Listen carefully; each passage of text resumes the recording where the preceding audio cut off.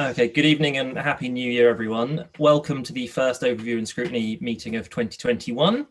We do have a very narrow agenda this evening, as this is a call-in only meeting, although we will do minutes of the previous meeting. I would like to begin, given the London figures for COVID are now at 100 per 100,000 people. I would like to remind everyone that London's hospitals are under more pressure than in the first wave, and it is absolutely imperative that we all follow the lockdown regulations and keep ourselves and each other safe. We all need to stay home and save lives. I know it's incredibly hard, especially in these cold, dark winter months, but it really is that stark. At the weekend, as chair of this committee, I exempted an urgent decision by Councillor Rye from call-in, which will enable Ealing to offer rapid lateral flow tests across the borough for asymptomatic residents, so we can keep track of what's going on. Obviously, we've got the walk-in testing continuing in Acton and Gurnell, and we are now vaccinating key vulnerable groups. The pandemic is developing at an alarming rate, but every day we are taking steps towards the end. My own vaccination through the virtues of youth will be some way off, but I will be getting my vaccination when it comes, and I would urge everyone else, not only those who are with us tonight, but those watching, to do the same when it is your turn. Turning to our business then, we have apologies from Councillor Burke, who you may recall at council noted she considers she has a pecuniary interest in this item, so she's not attending this evening for that reason. Does anyone, have we had any other, I don't think we've had any other apologies, Sam? No, Chair, no other apologies. Fantastic. Do we have any declarations of interest otherwise? Just one from myself, Councillor Blacker, Councillor Bell here. Yeah, my usual one when we talk about LTNs, that I'm a member of TfL's board, and whenever TfL have had any decisions to make about LTNs and giving funding to councils, including Ealing Council, I have recused myself from those discussions. Okay, thanks, Julian. I haven't seen any other hands go up, so I will assume. Oh, Councillor Driscoll, sorry, I'd scrolled down my participant list and you were missing. Councillor Driscoll.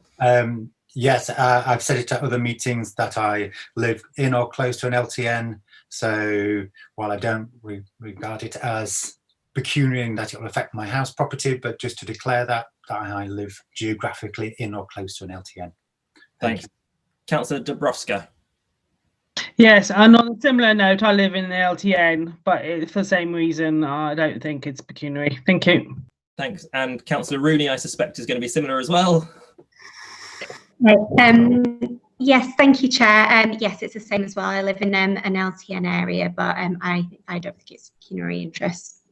Great, thanks. And Councillor Crawford says the same. Councillor Woodruff.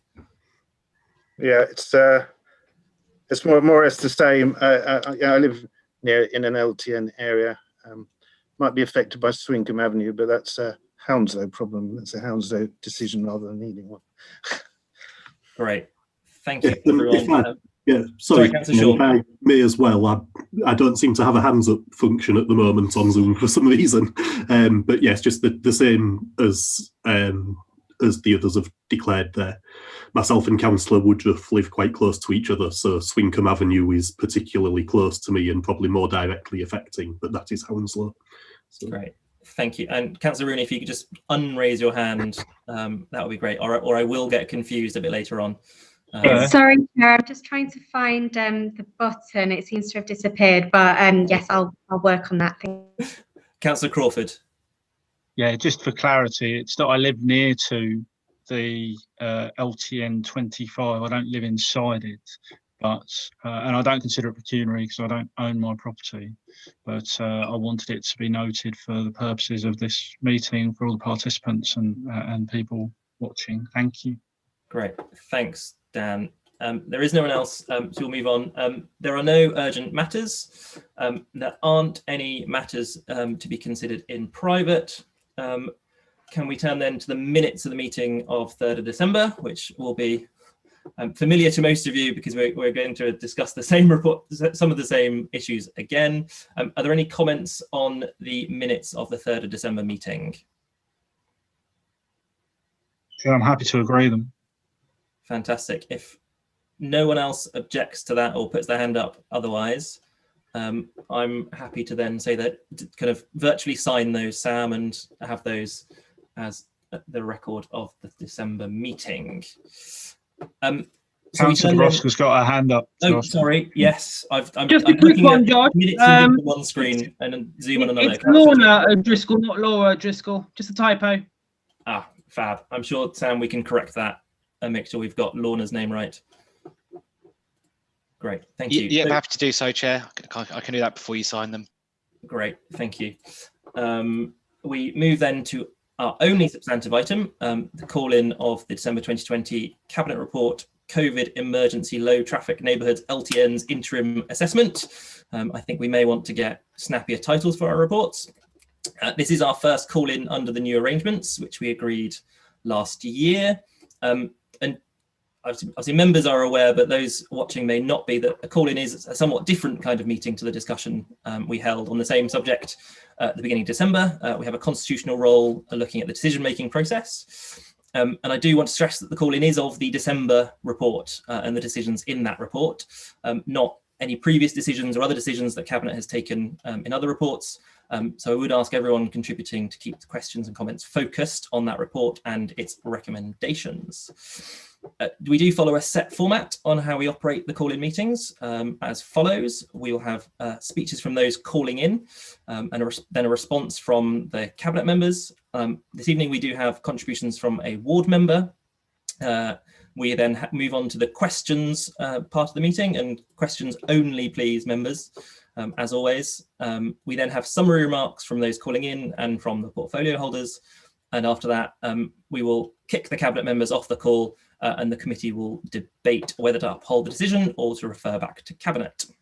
I had hoped we'd have a contribution from a member of the public, but I don't think she's joined us yet. But if she does, I'm sure we can take that at the appropriate point. Just a word on the contributions from those calling in. Members will recall that in line with the statutory guidance that we discussed when we made changes to the call-in procedure, that we wanted, Gareth, I'll come to you in a second, I'll just finish this bit. Members will remember that we wanted to emphasise that call-ins should not be party political, and that they're not appropriate to be used simply for opposition to policy. I have had discussions with the Liberal Democrat group, and I am allowing Councillor Steed to speak alongside Councillor Stafford in calling the item in. But once we've dealt with the business this evening, I would like the committee's opinion and views on whether my initial position on the matter, which is that we should have one speech representing the call-in, is how we should operate in future, or whether we should kind of go on an ad hoc basis and allow others to speak as well. But we'll come to that later. Councillor Shaw, you want to say something? Yes, sorry, Chair. It's on the member of public there, because I had understood, obviously, at the previous meeting, we had people from the campaign against the LTNs speaking and for it. And I was just checking, whether they were invited back or not. I have been made aware this afternoon by a couple of residents, actually, of some social media posts, I think on Facebook pages, that have gone out saying that sort of people from the campaign against the LTNs weren't allowed to speak at the meeting. So I was just wondering if you could clarify what's happened there, or give us a comment, because I understood we've always really tried to encourage members of the public to speak at these meetings. Certainly, I've been a member a few years now, and we've always prided ourselves on that. Yeah, no, I'm aware of posts saying that people have been refused. I'm happy to reassure you and members that that's not the case. Have been trying to work out kind of the best way to structure the meeting and therefore what contributions might want to be. I mean, I don't want to get into discussions of who he said, she said, they said about what's going on in that, but I'm would like to be very clear that at no point has anyone been refused permission. And as I said, the link has been sent, as you say, to someone representing one of the opposition groups. And I regret that that's not been used tonight and that we can't hear from them again. We did hear from them in December, so members will recall the points made, I hope. So that said, I think we can probably move on to contributions on the call-in. So we have Councillor Stafford first.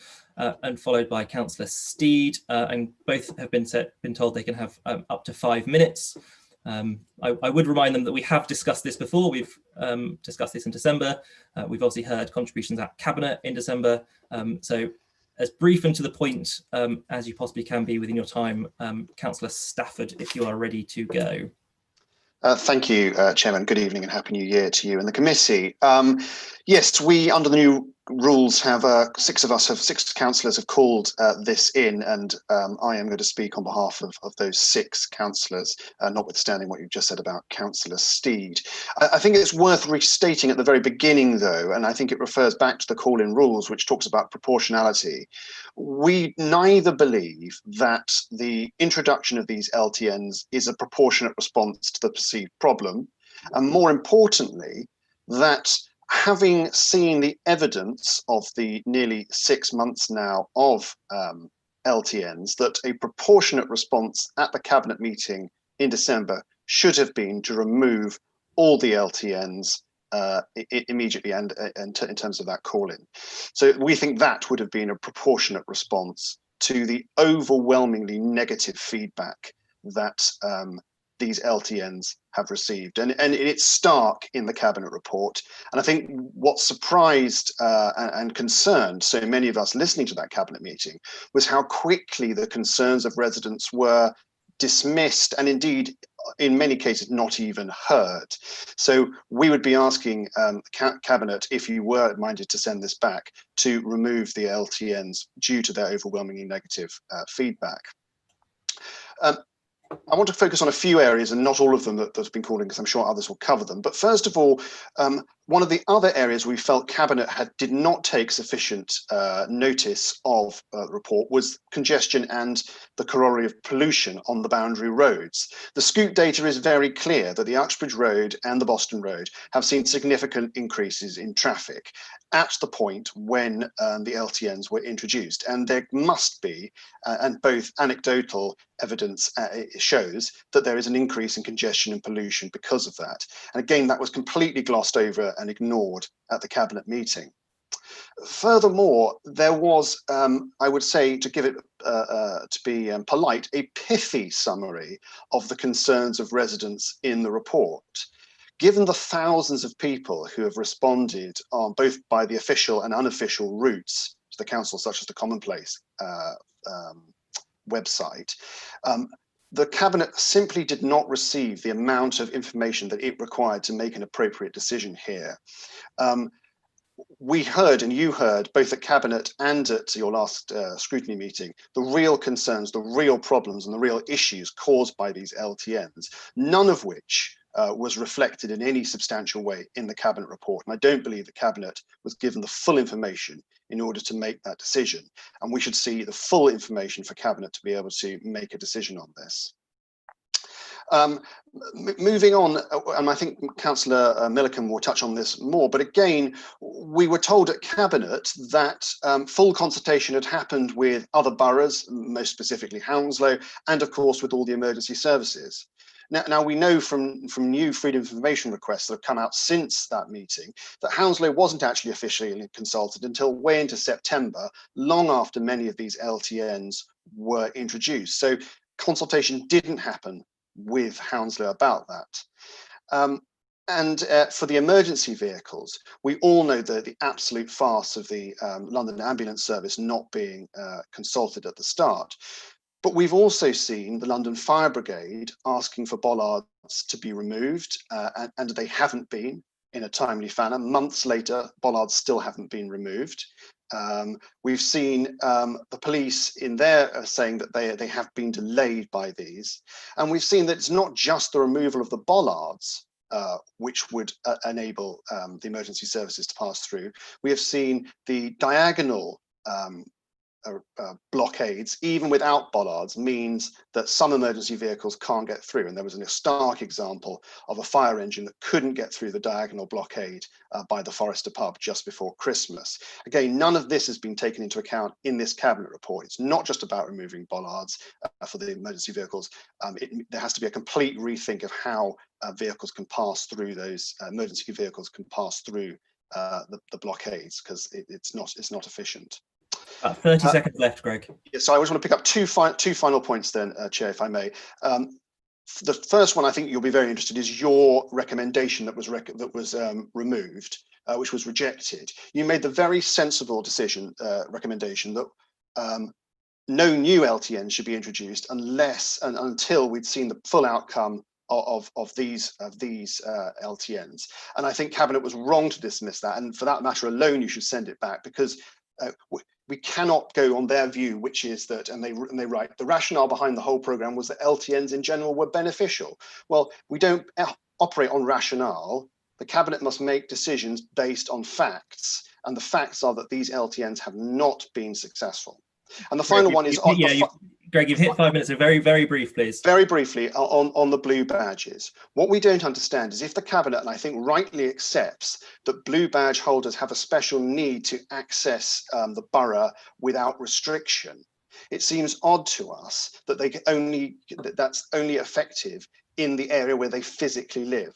So, for example, if they've got to get to a hospital, Ealing or Charing Cross, or down to the Middlesex, or indeed to doctor surgeries that may be outside their LTN and in another LTN, that they are not allowed to pass through that. So we would say that, we want this whole thing scrapped, but if they're not going to do that, then Cabinet should allow all blue badge holders to pass through all LTNs unrestricted. Thank you, Chairman. Great, thanks, Greg. Stretching slightly to 6 minutes there. I apologise. That's all right. We'll take it off your time on the summary. Or Councillor Steed, I can't see your video on yet, but if you would like to get ready and have your turn.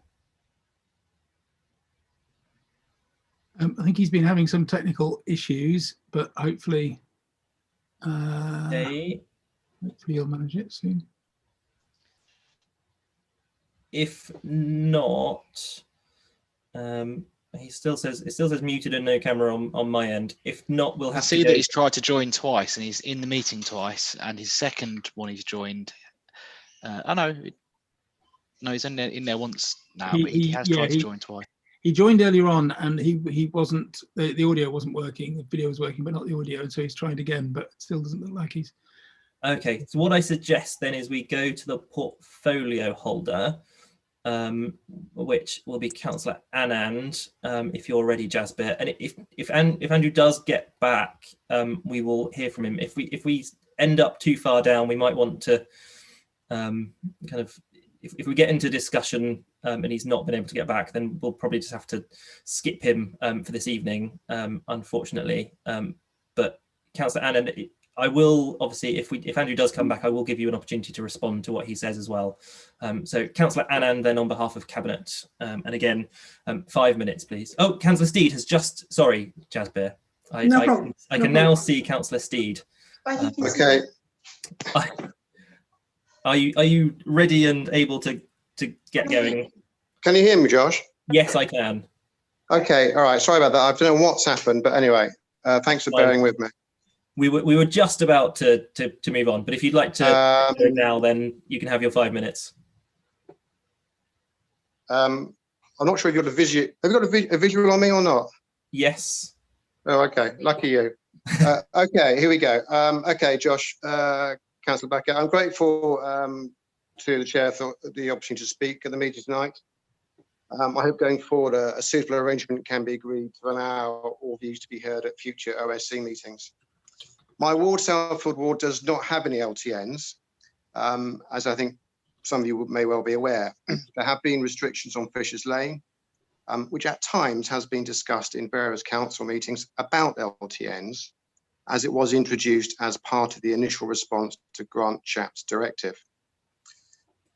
I've had numerous discussions of officers about Fisher's Lane, with representatives in Hounslow about measures introduced there, talking residents, held virtual ward forums and participated in social media threads. It is on that basis that I'm grateful for my 5 minutes, which is disappearing fast, to talk tonight. Firstly, an initial acknowledgement that local authorities have ongoing budget problems, only increased due to the deadly pandemic that we are living through. Against that background, the various measures have been implemented. With hindsight, this proved unhelpful as it provided reasons why normal procedures could not take place. So usually before traffic changes are made, there would be a consultation. This, of course, did not happen, and instead we had the experimental traffic orders. But no one knew what ETOs were or how long they lasted. Residents could not understand how these measures could be implemented without any prior discussion. It remains one of the main causes of discontent. We were not consulted, the residents say. Nobody asked us who drew up these plans, have officers visited my road. The lack of any form of consultation led to other complaints as to what criteria had been set to measure the success or otherwise of the plans. This in itself led residents to ask about how any criteria would be measured. Would cameras be installed? Is the council monitoring the air pollution? Are they counting the number of cyclists? The next issue then was to do with signage and the possible forewarning of drivers. In many cases, the signage was poor, inadequate, additional signage was introduced in some cases. Then, not surprisingly, was the whole question of enforcement. And locally, that was a big issue. There's a huge amount of confusion. At one stage, enforcement was occurring in Hounslow, on Turnham Green Terrace, which adjoins the ward, but not in Ealing. The following month, this was reversed. What would these changes do to any of the data that was being collected on the number of vehicles using the stretch of road? In fact, Ealing were damned. They had introduced fines, as everyone assumed that they would. Social media was full of residents accusing the council and the leader of the council of being greedy, money-grabbing individuals. And that, I assure you, is to put it politely. However, those supporters of the restrictions were unhappy because there was no enforcement. It was pretty much a disaster all round, as residents felt the council was making up as they went along. The council managed to upset those against the restrictions and those in favour. If the initial process was confusing and unpopular, there was in fact a constant source of complaints by residents about the increased length of journeys being made. We have all seen the figures on the number of emails that were being received. And as I have said, ward councillors were CC'd in many of these. To be fair, officers did attempt to respond to these emails, but this in itself must have taken up a huge amount of officer time. It would be interesting to know how much this process, admirable though it was, and presumably still is, actually cost. I appreciate that standard responses were eventually produced, but was this a budgeted cost? Was it something else that had not been taken into account at the beginning of the whole implementation process? The final point I wish to make concerns the issue of cross-borough dialogue with neighbouring boroughs. And in our case, it's Hounslow. But this is not just a Chiswick concern, as a number of the Ealing LTNs, Olive Road, Junction Road, and the large LTN in South Ealing border the borough of Hounslow. The detailed reasons left, Councillor Steed. Okay. The detailed reasons on the call-in sheet indicate this is an issue that works both ways. We are often told that, of course, there was an ongoing dialogue between Ealing and Hounslow officers, but it didn't really feel like it. Clearly, both councils have plans for future LTNs. I believe Hounslow have a long-term plan up to 2022-23, which will also impact residents in Chiswick, but also in South Ealing. No doubt, some of the Ealing plans will also affect Hounslow residents. As such, there has been no take-up on the suggestion that there would be a meeting between Ealing and Hounslow councillors and residents and officers to try to resolve the long-term interests of both sides of Ealing and Hounslow. Thank you very much. Thank you, Councillor Steed. So Councillor Anand will be responding on behalf of Cabinet, and after that we will have contributions from Councillor Milliken as a ward councillor, and then we can move on to members' questions. Councillor Anand. Chair, how long have I got? 5 minutes, if you. I mean, if you'd like to stretch a little further, as quick as I'm given, there've been. I won't be complaining too much, but. Thank you, Chair, and a happy New Year to all the committee and anybody else who is listening in on the committee meeting today.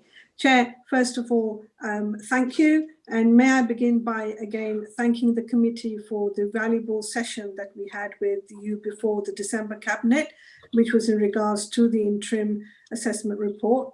Myself and Councillor Bell both believe that pre-scrutiny of major Cabinet reports by OSC has real potential to strengthen decision-making within the Council.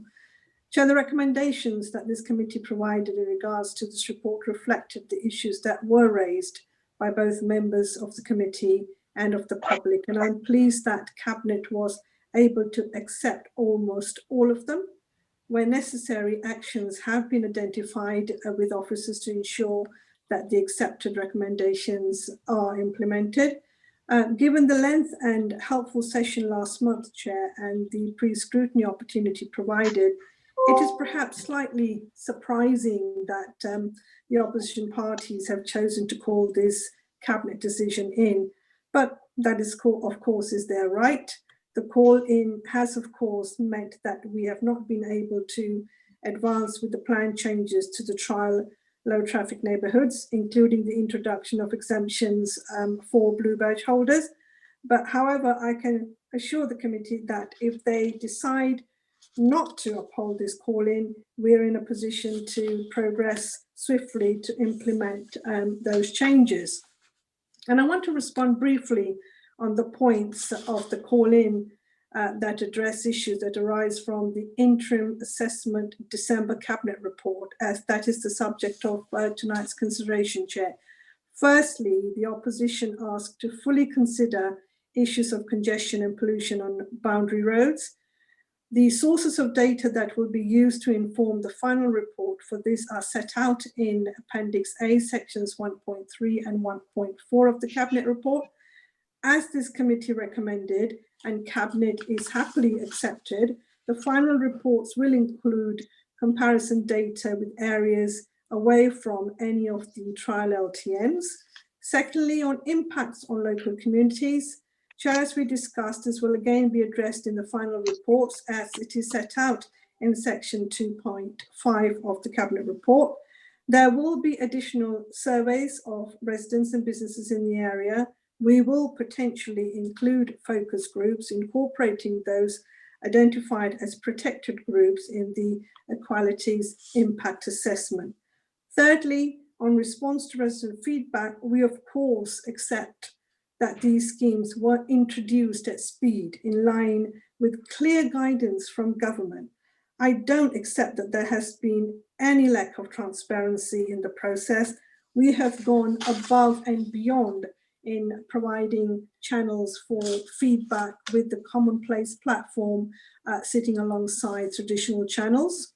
On the blue badge exemption, Chair, as explained last month, the proposal is that the blue badge holders within the LTN will be able to apply for one vehicle to be exempted, which would be sufficient for the majority of the blue badge holders. There have been concerns raised in some quarters about the potential for fraudulent use of the exemption, and limiting to one vehicle reduces the opportunity impact for that. However, Chair, we will look at individual cases where the limit of one vehicle may cause issues. We will be writing to all eligible blue badge holders to provide details of how they can apply.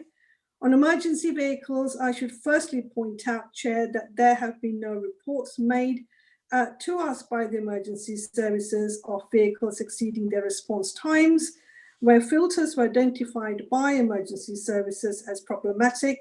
In the light of experiences, bollards were removed and cameras installed in a very short period of time. Our officers continue to have a very close and regular working relationship with all three emergency services, and we share the experience and learning through this. In response to the resident feedback, we are placing all bollards with camera monitored filters, and I know some residents have expressed concerns about the fire service, accessibility passing through diagonal barriers. Though the fire commander locally has said they are happy they can pass through. Nevertheless, Chair, we have implemented an improved monitoring regime at the diagonal barriers to ensure that where they suffer from vandalism, they are quickly returned to the correct positioning so the fire tenders can easily pass through. Regarding the consultation process of phase 2 trial LTNs, I can confirm, Chair, that we will hold a digital pre-implementation consultation with the residents in the 3 areas concerned. We will write to all residents in affected areas to alert them to this. We expect to begin consultation in February and complete it before the pre-election period commences. We are collecting traffic and air quality data in advance, although lockdown is complicating this, and we do not intend to implement schemes before June, and we will intend to use the experimental orders again to allow for flexibility to amend schemes once implemented. I hope, Chair, that this has been a useful whistle-stop summary of our responses to the numerous points that have been raised as part of the call-in, but myself and Councillor Bell are happy to provide any clarifications or queries members may have from the Cabinet report. I could go on, Chair, but I know you have prompted me that my time is coming to an end. Thanks, Jasbir. Councillor Milliken would like to speak as one of the ward councillors for Northfield Ward. Thank you, Chair. No, I appreciate the time you're giving me this evening, so thank you. So I wanted to raise several issues that are of particular concern to so many residents, and I want to make sure that these all fall within the criteria of the OSC decision making this evening. But before I start, I'd like to flag up the overwhelming opposition to the schemes by residents who still oppose them several months after they've had to endure them. Some of the schemes were introduced in August, and yet feelings are as strong now as before they went in. The Cabinet report shows the overwhelming majority of residents who are supposed to benefit from the schemes do not want them. So of those who have written to traffic notices email, 69% oppose the schemes while only 31% support them. And the figures are even more stark on the Commonplace platform, where according to the report buried on page 67 of 94, 76% were negative, with only 19% positive. So for every 4 people who oppose the scheme, only 1 supports the scheme. But if you read the main report, not the appendices, you'd not get that message at all. On page 26, it says there's been strong support as well as strong opposition. So whilst there's been some support, it doesn't demonstrate there's overwhelming support. So if this council claims to be a listening council, open and transparent, then it should really respect the views of residents.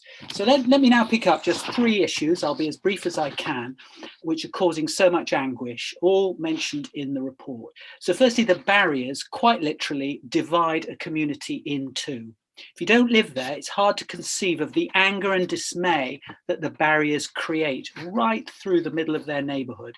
There is real anger, real anger. David, you've muted yourself. Sorry, I've muted myself. Sorry, yes, I hit my button. Sorry. So on page 85 of 95, the report says many respondents claim that the arrangement of filters on Midhurst Road has divided the community. As a response, it says the view is countered by supporters of the scheme, etc., completely ignoring the overwhelming majority who oppose the scheme. So let me pick another subject. Along with Councillor Bell, I've attended several public Zoom meetings with Hounslow Council leader and officers with residents of Swinkham Avenue who've complained about the extra traffic on their roads. Indeed, the Ealing map even shows this is the way to go. Yet Hounslow Council was not consulted until after the implementation of the LTNs. Hounslow Council are apparently listening to their residents as they're now consulting on closing the road on Boston Manor Road to eastbound traffic. I'll just move on quite quickly because I want to make one last major point. So let me pick up another subject. These schemes are supposed to benefit local residents, yet time and time again, residents reported as saying that there wasn't a problem to solve. It's mentioned time and again. The report acknowledges, page 27 of 94, there is no baseline data for the internal roads for air quality, no baseline data for impact on equalities, impact on businesses, and just very modest on road traffic. So how on earth the council ever decided to introduce these schemes is beyond me. Councillors and officers have quite literally guessed at solving a problem that doesn't exist. So this cabinet report fulfills so many of the criteria for future consideration. So as I've demonstrated, the cabinet is taking decisions that are disproportionate to the problems apparently identified, as so many residents complained that there was no problem to solve and the council had no baseline data to identify the need. By its own admission, the equality impact was not assessed, another key criteria you'll be considering this evening. And similarly, another key criteria on your radar this evening, that there is no presumption in favour of openness, as the council is taking no regard to the overwhelming majority who oppose the schemes. So, Chair, I urge this committee to refer this back to Cabinet for future consideration. Councillor Milliken, thank you. Councillors Anand and Bell, I know, Julian, your name was mentioned. I don't know if Councillors Anand or Bell wanted to come back on any of the points David has raised specifically before we then move to members' questions. Chair, what's been striking about the responses from residents, whether they're in favour, opposed, or liaising or raising suggestions or queries in regards to the LTNs, is that particularly without exception, they are coming from the same starting point as we are, that we need to tackle urgent action to tackle climate change, that we need to reduce short journeys by cars to make walking and cycling more attractive and safer options, and that we need to reduce air pollution within our borough. There may be variations of opinion on how we do that, but there is an overarching consensus on the challenges that we face.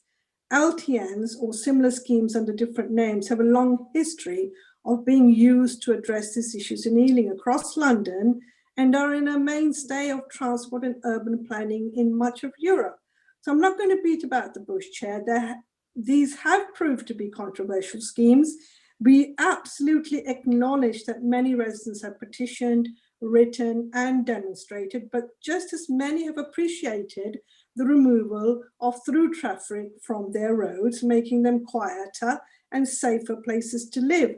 That's why we undertook these interim assessments to see if there were changes that could be made that preserve the benefits that many see while addressing some of the concerns that other residents have expressed.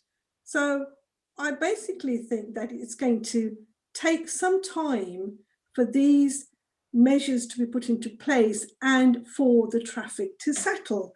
When we're talking about data, data is going to won't be available for quite a few weeks, Chair. It's going to take a while to collect it and collate it, as it requires third parties to be involved. Plus, the announcement which has been made by government of the lockdown means we cannot do any meaningful traffic service whilst we are actually in a lockdown. Thank you.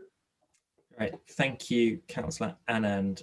So we move on to the questions part of the call-in. I would remind members, firstly, that it is questions only. We will have a debate once Councillors Anand and Bell have left the virtual room. So please do keep them to questions. We have also, and I would like to, I mentioned this earlier, but I would like to stress that we have discussed this report before in December in the context of the wider active travel measures. It would be helpful not to go over the same ground again, given that we've all sat through it and it's a matter of public record what we discussed. Councillor Dabrowska and Rice I have, and Councillor Ball in the chat whose hand isn't working. So Councillor Dabrowska and then Rice and then Ball. So Joanna. Thank you, Chair. Thank you. I've got a couple of questions to the portfolio holder. Councillor Anand just finished off saying about the consultation during a lockdown. My question is, how will the council prepare a fair analysis of the effectiveness of the LTNs due to the lockdown, because every week in the last few months and moving forward will bring about different results. So it's more about the methodology that the council will use to analyse during lockdown. Another question is, she mentioned that bollards could not be removed due to the calling being in place, yet either Councillor Nand or her predecessor removed bollards without the need of cabinet removal. So I'd like just a clarification on what is the procedure in terms of removing bollards? Does it have to go through cabinet approval? And if so, why weren't the previous ones? And if they don't need cabinet approval, just get them done as soon as possible. Ideally remove the LTNs, but that's another issue.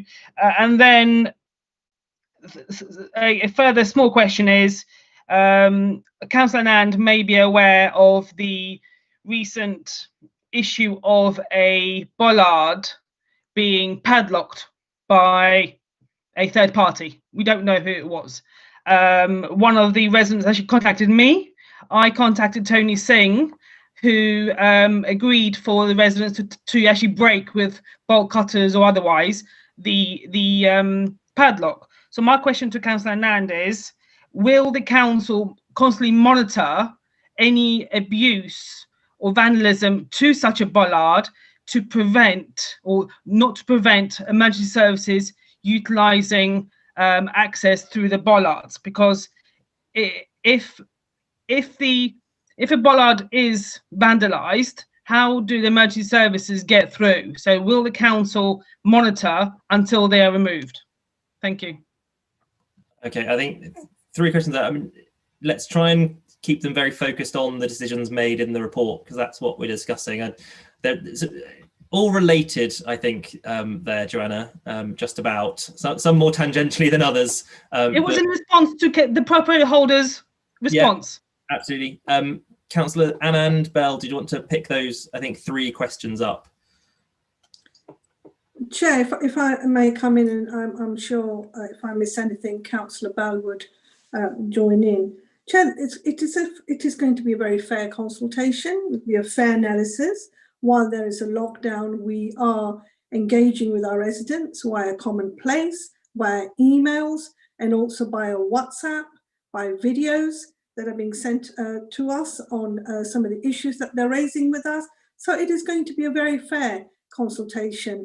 And I think this is where we have addressed it in the Cabinet report, that the interim report raised some of the issues and we actually addressed them. We are removing all bollards, Councillor Droska, and the Cabinet report accepts we'll be removing the bollards and will be replaced with cameras. So bollards, the bollard that you're talking about that's been padlocked by the third party, I'm afraid if our officer Tony Singh knows about this, I could ask him to respond on that. But all planters and all cameras will be monitored, and if any of the planters are moved or vandalized, we are doing a very close visual monitoring to make sure that they are put into place so that the emergency services do not have any problems in accessing the LTN roads. Thank you, Chair. Thanks. I think there was another question. So can we get a clarification on that question about the ETOs and whether, the bollards, sorry. I don't know if whether they require calling to remove them. Was that the question? No, the question was whether they needed the cabinet decision to be made. Cabinet decision. Yeah. Well, irrespective, we've got a plan to replace the bollards with camera enforcement, and that should all be completed by early February. And also the ones that are the most important should be completed in the next 2 weeks. So it is something that we're getting on with, irrespective of this call in tonight. So if I just may, just for clarification, I understood that Councillor Nand mentioned that the bollards could not be removed due to the calling. So there's a bit of a contradictory response there. No, well, I think Councillor Dubravka, you'll recognise that we have had we have a legal challenge against us at this point in time, and so I think that officers are advising us to be careful in terms of how we implement things, in order to make sure that we don't do anything that we're not authorised to do. So I think we are being cautious in terms of waiting to get this call-in out of the way. But what I'm saying to you is, irrespective of that, we have a plan put in place. So immediately after this meeting tonight, the bollards will be removed, and as I say, it'll be done by early February. Okay, thanks. I had Councillor Rice next on the list, and Joanna, if you could take your hand down, because it just makes my job. Thank you very much. Makes my job easier if members can take their hands down. So, Councillor Rice. Right, thank you, Chair, and Happy New Year all. Right, so just a couple of questions related to the planters, if I may, please, and the signage. There's been concern, especially on LTN 30. That's very confusing signage that, for example, you'll have one sign saying road open, another sign says no entry, and the gap there seems to invite cars to pass. So I just want to find out what we've actually done in order to ensure that the signs are actually working properly and are actually useful and actually giving the right message across. And also what kind of work are we doing to actually have a look at the planters as well, because there are also concerns that planters are obscuring pedestrians, so that when cars approach they can't actually see there's pedestrians there. So I'm just interested to see what we're doing to make sure that's actually workable and actually working properly. And another question I've got is in relation to social media, that we do tend to find there are people posting up videos of where they say their emergency vehicles are struggling to get through into the LTNs. Wondering in terms of that, what are we doing to actually make it easier for emergency services to actually have some kind of hotline to us should there actually be a problem getting through? I mean, what kind of things are we putting in place in order to help them, please? Thank you. Thanks, Jasbir. Julian, who's going to pick up on those? Chair, the signage to be advertised that these are LTN roads, this is what the officers will be working with now, and we will be able to put extra signs up at the beginning of the road to show that this is an LTN. So there's a pre-warning for motorists to prepare themselves before they go into these roads. Planters will be monitored, and they, as I said earlier, that officers will be more vigilant on any of this vandalism that has been carrying on, so that we can actually monitor as soon as possible and put them back into place so that there is no disadvantage to our emergency services at all. And the emergency services meetings are held every week with officers to raise any issues and concerns regarding the LTN so that they're addressed straight away.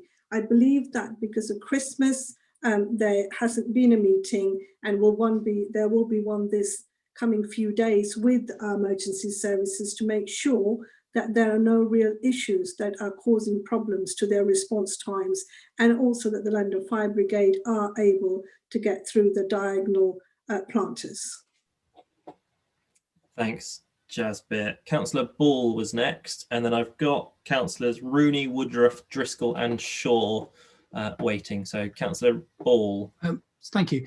So first thing, I'd like to actually follow up on the point about the signage. I think the issue isn't so much a requirement to have additional signs to what there is. I think the problem that's raised by residents is more that the existing signs are confusing, because the green road open signs, firstly, a driver perfectly legally coming along at 20 miles an hour could be easily interpret the road open sign as meaning they can drive through. And then secondly, there is a risk of pedestrians or people on skateboards or whatever thinking that it means it's interpreting that sign as meaning it's a place street and they can just there's going to be no traffic at all, whereas in fact there is going to be traffic. So I think just a further answer on that would be helpful. But the questions I was going to ask, first one for Councillor Bell. Is it correct that Councillor Malcolm offered to exclude from the call-in the work necessary to replace the bollards with cameras and to incorporate the disabled exemption? Because that's my understanding that Councillor Malcolm sent an email to Councillor Bell on that. So is that correct? Second one is to Councillor Anand. In your remarks earlier, you were saying that the emergency services haven't reported issues with response times. However, they have reported issues with getting vehicles around some of the junctions. So surely, isn't it reasonable that the way that they would report concerns to the council would be they would report concerns they have about specific junctions rather than reporting a fact relating to their response time on a particular call? So is it reasonable to think that the fact they haven't reported issues with response times means that there haven't been any problems? And then finally, I suppose for either of you, can you respond to the point that Councillor Stafford made at the beginning about the Cabinet decision to reject Scrutiny's very reasonable proposal that we shouldn't go ahead with additional LTNs until there had been a proper, it had probably been established that the original batch of LTNs were successful? I mean, that does, it seems to be eminently sensible Scrutiny request, and the response was somewhat dismissive. The response was just that the rationale is that they're a good thing, and therefore we say they're a good thing regardless of any evidence. It's kind of how it came out. So do you think that the Cabinet response to that point was correct and adequate? Thanks, John. Councillor Anand and Julian, you've got your video on, if you'll take those then. Yeah, well, let me take the one that was specifically for me first. So about Councillor Malcolm requesting to exempt the removal of the bollards from the call-in. That is correct, although it was only in the last week, I believe. I can't remember the exact date, but it was very recent. And I think, to be honest, I've already answered that question in terms of what I said to Councillor Dabrowska. We are being cautious because of the live legal challenge that we've got in terms of our decision making. However, we have got a full plan in place immediately that we get past tonight in order to implement that decision to take out bollards and replace them by cameras. So I don't think there's anything more to add to that. In terms of Councillor Stafford's point about your one recommendation that we didn't accept about not putting in additional LTNs until the ones that we got had been shown to be successful, and I think we're straying, Chair, into your kind of advice to us at the beginning not to repeat things that we've already discussed, because I do think we didn't dismiss that as a without proper consideration when we talked about it last time.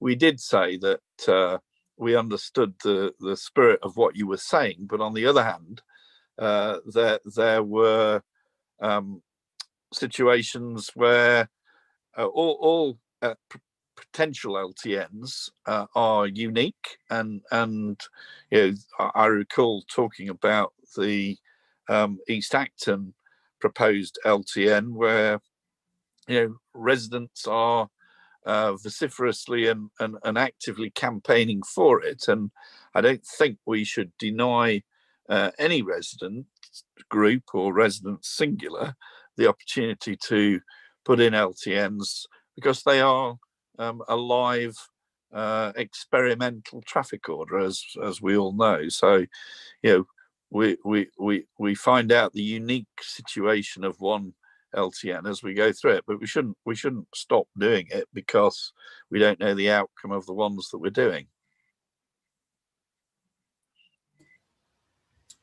I think that was the second question. Sorry, yes. I don't know whether Councillor Anand or Mr. Singh want to, Tony Singh from Highways wants to take that one.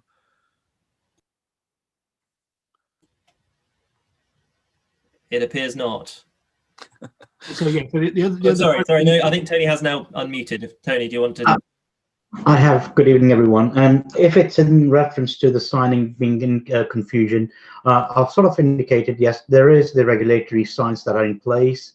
And obviously the signs that Councillor Ball mentioned about the green signs, I think the green signs specifically say it's open to pedestrians and to cyclists rather than motor vehicles. So, but in saying so, we will be reviewing all the signage so that there is no confusion between cyclists and motor vehicles at these LTN locations. Thank you. I guess really my question on that was, if a driver is coming up to there at 20 miles an hour, which is perfectly legal, are they really going to be able to see clearly enough the little icons underneath to know that road open sign it doesn't apply to them? Councillor Ball, there are additional signs which sort of say no access to motor vehicles and motorcyclists as well that have been placed.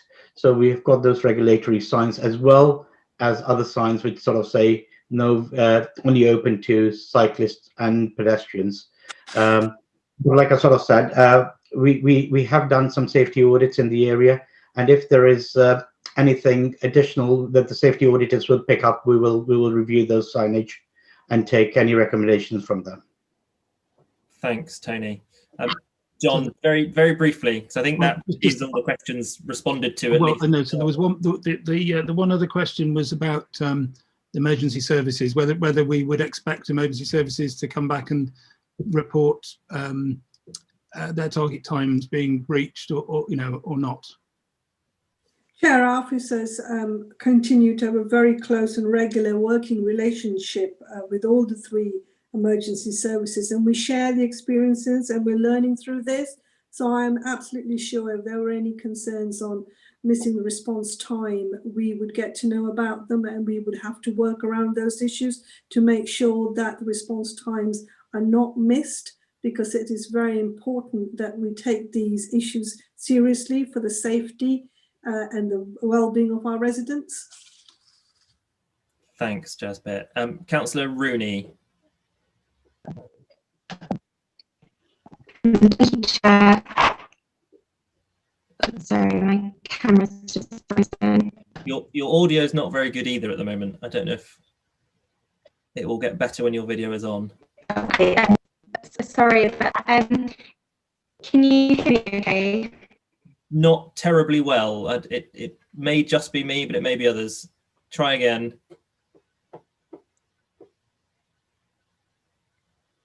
Okay, I think you might be having connection issues.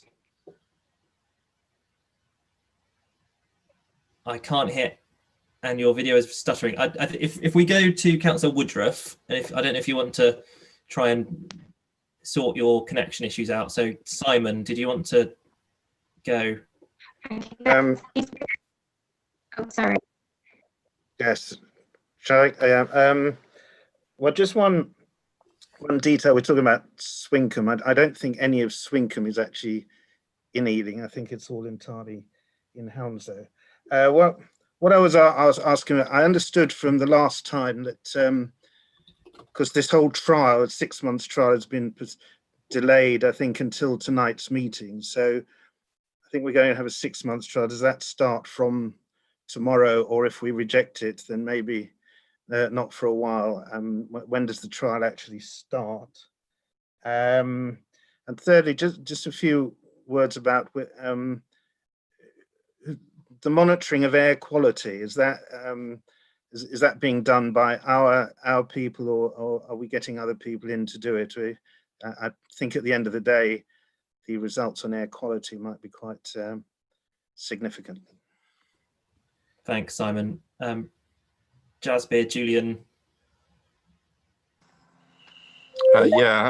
In terms of when does the 6 months start, basically, if Scrutiny decides to uphold the cabinet decision, then we would look to implement it by either revising the experimental traffic orders or putting in new experimental traffic orders.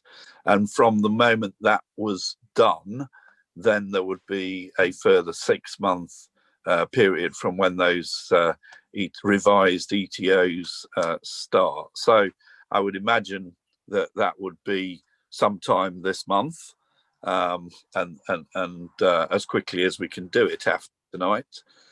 If Scrutiny decides that it wishes to send it back to the decision back to Cabinet to reconsider, then we would have to respond as Cabinet to that, and that would extend the time period before we can make a decision and decide what to do in terms of going ahead and or not, and having to restart the 6 months if we, even in the light of it being referred back to us, we still wish to go ahead, which we can do as Cabinet.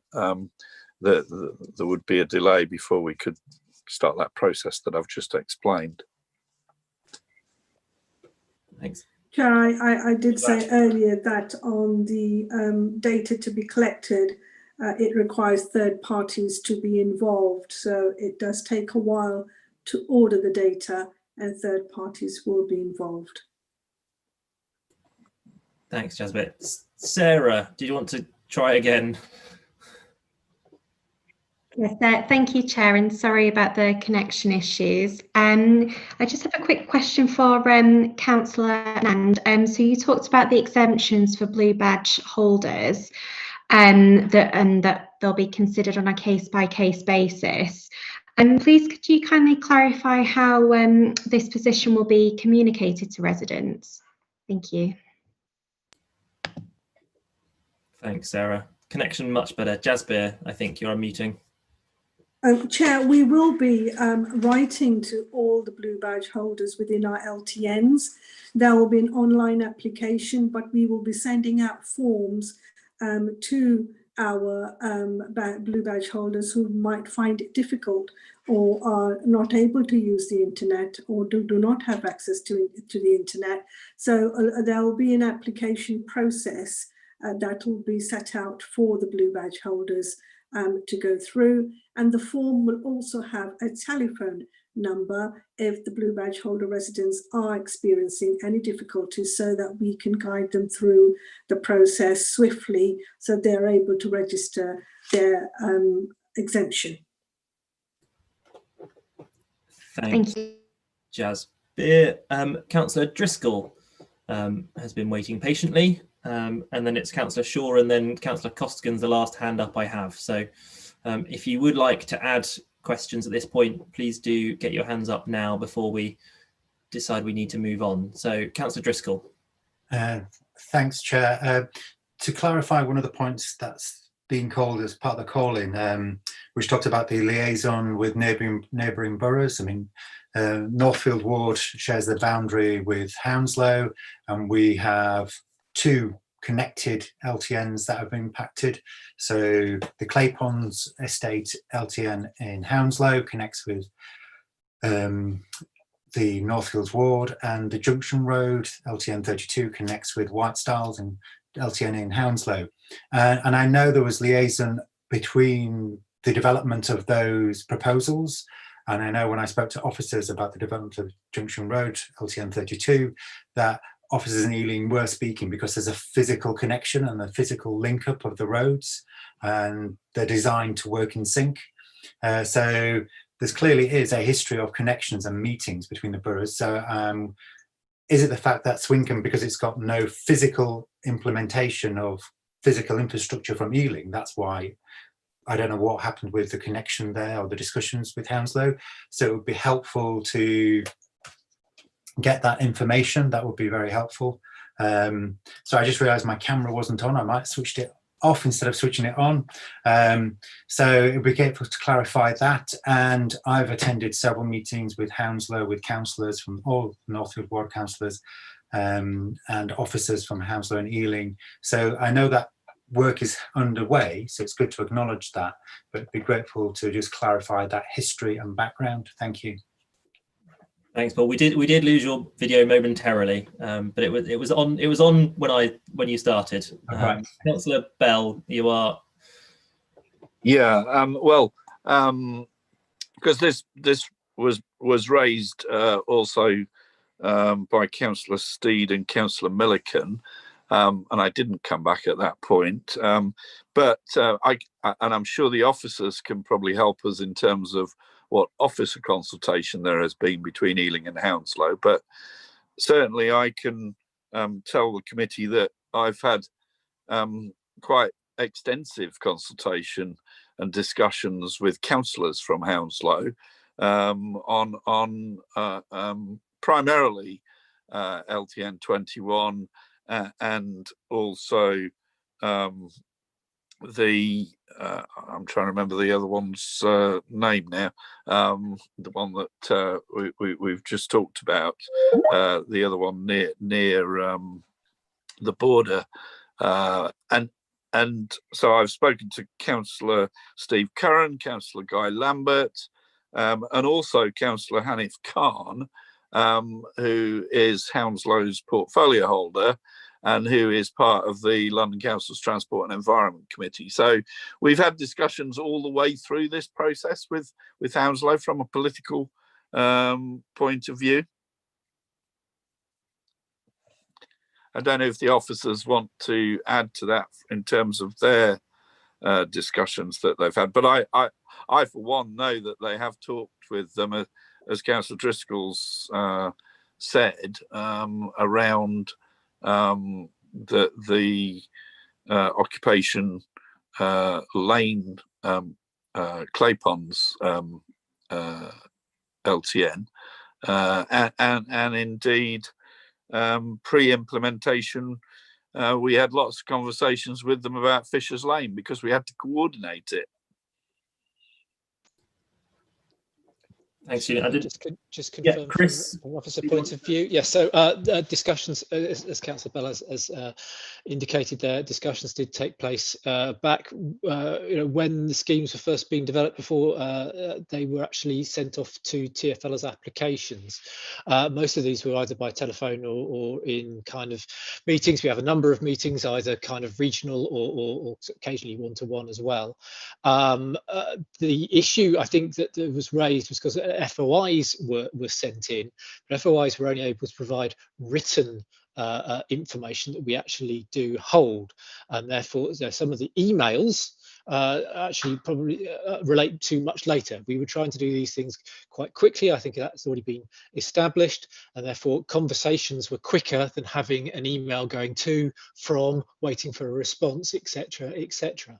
So therefore, certainly I picked up the phone to my colleague Mark Frost, who is the Assistant Director for Transport and Parking in, or at least was until very recently, in Hounslow. I also understand that people in Tony Singh's team in Highways also spoke, and as Councillor Driscoll very eloquently pointed out, that Junction 32 is actually a joint LTN. So again, it shows that there were conversations that did happen. It's just that those are not in writing to be able to respond to the FOIs that people have raised. Thanks, Chris. Councillor Shaw. You've helpfully noticed that you were next and put your camera on. Councillor Shaw. Thank you, Chair. Yes, I've got just 2 or 3 questions. I'll be as brief as I can. So, first of all, with regards to the actual decision and the Cabinet decision being taken that we're sort of scrutinising tonight, I was wondering sort of what role officer advice has in that as against responses to the consultation. So have responses to the consultation, which I know details are given in the appendices, but was any of that relevant to the mid-term review at the moment? And then sort of going on, you know, it's a sort of case of how can the public trust that the further consultations that Councillor Anand has said will take place, and the focus groups and so on, are going to have a real impact on the actual decision making come the end of the trial. Just to do with the to go to the consultation with Hounslow that's just been discussed as well. I'm wondering, I appreciate lots of informal discussions are taking place, but what formal written points have Ealing made for the consultation that's currently running, probably a bit beyond this meeting actually, but also sort of previously, you know, would necessarily LTN be designed, LTN 21 be designed in the same way if we knew Swinkham Ave was going to be sort of closed in one direction or another? There's sort of, the real feeling here is that, you know, actually there's responses to the impact that it's had, whereas, you know, our duty as a council, I understand, is to sort of manage ours and our direct neighbours' traffic as well. So, you know, how has that really sort of worked out? The trial period, obviously now it takes over sort of a period of lockdown. So we've got details for that, but how is that going to affect the statistics that actually, you know, overall, the LTN trials are taking place and have been very disrupted by a period in November when, you know, we had another lockdown period. So we still haven't actually got to a point where everything is re-emerging and we're trying to return to, you know, sort of normalcy, if you like, and just what that might look like. So, you know, how do we feel the LTNs are working in an imperfect world already? And finally, the data on decision taking for the review here, just what data was considered, particularly about the congestion data, because this is something that comes up time and again in the public, that from sort of public queries that I get, that at the key junctions, the Lido Junction, Little Ealing Lane and South Ealing Road, perhaps, you know, how has that, the scoot data, I believe it is, that officers have told us about from the traffic lights and so on, how has that impacted on the actual review that's taken place and how that's been seen? Obviously, again, that's all in the appendices in the report. Thanks. Thanks, Gareth. Julian Jasper. Julian. Yeah, so we certainly have taken into account all of the consultation feedback that we've had thus far, and you know, the length of that report and the length of the discussions, I think, shows that we are taking it seriously and we're not trying to cut any corners or not do this properly. In terms of formal written consultations to Hounslow's or written responses to Hounslow's consultation on the Swinkham proposal, I have signed off, and Councillor Nand has a joint letter from the two of us to Hounslow. I did that yesterday or the day before, and I'm not absolutely sure that it's gone to them as yet. It probably has, I think, but if not, it will go before the end of the week, and they will have that formal response. But it's quite right to say that there have been some informal discussions about it, and I think we're very clear on Swinkham that we think that there are other causes of some of the congestion and traffic problems that have been encountered there. New high school opening on Little Ealing Lane, and also the long-standing and painful gas repairs on South Ealing Road, all of which have had an impact. And we just need to collect some data. And that leads me on to the kind of second question, in that we've had problems collecting data in order to look at the Swincoln problem, because we were due to do it during the November lockdown. And obviously it's not the same as non-lockdown data. We've got the same problem now, in that some of those traffic surveys that we would have wanted to do, we can't do them immediately because of lockdown. Now, we're all hopeful that the lockdown will ease at some point, and we'll have enough time before the 6 months, the new 6 months are up, in order to get some real quality data which will help us in our decision-making process. But it does cause us some challenges. However, the Scoot data and some of the data that Councillor Ann's talked about us getting, and in the process of collecting from third parties, the traffic third-party data, is pre first lockdown, and so will give us it will be pre first lockdown, during first lockdown, post first lockdown, and on through the whole process. So we will have a much bigger data set when we get to that final decision.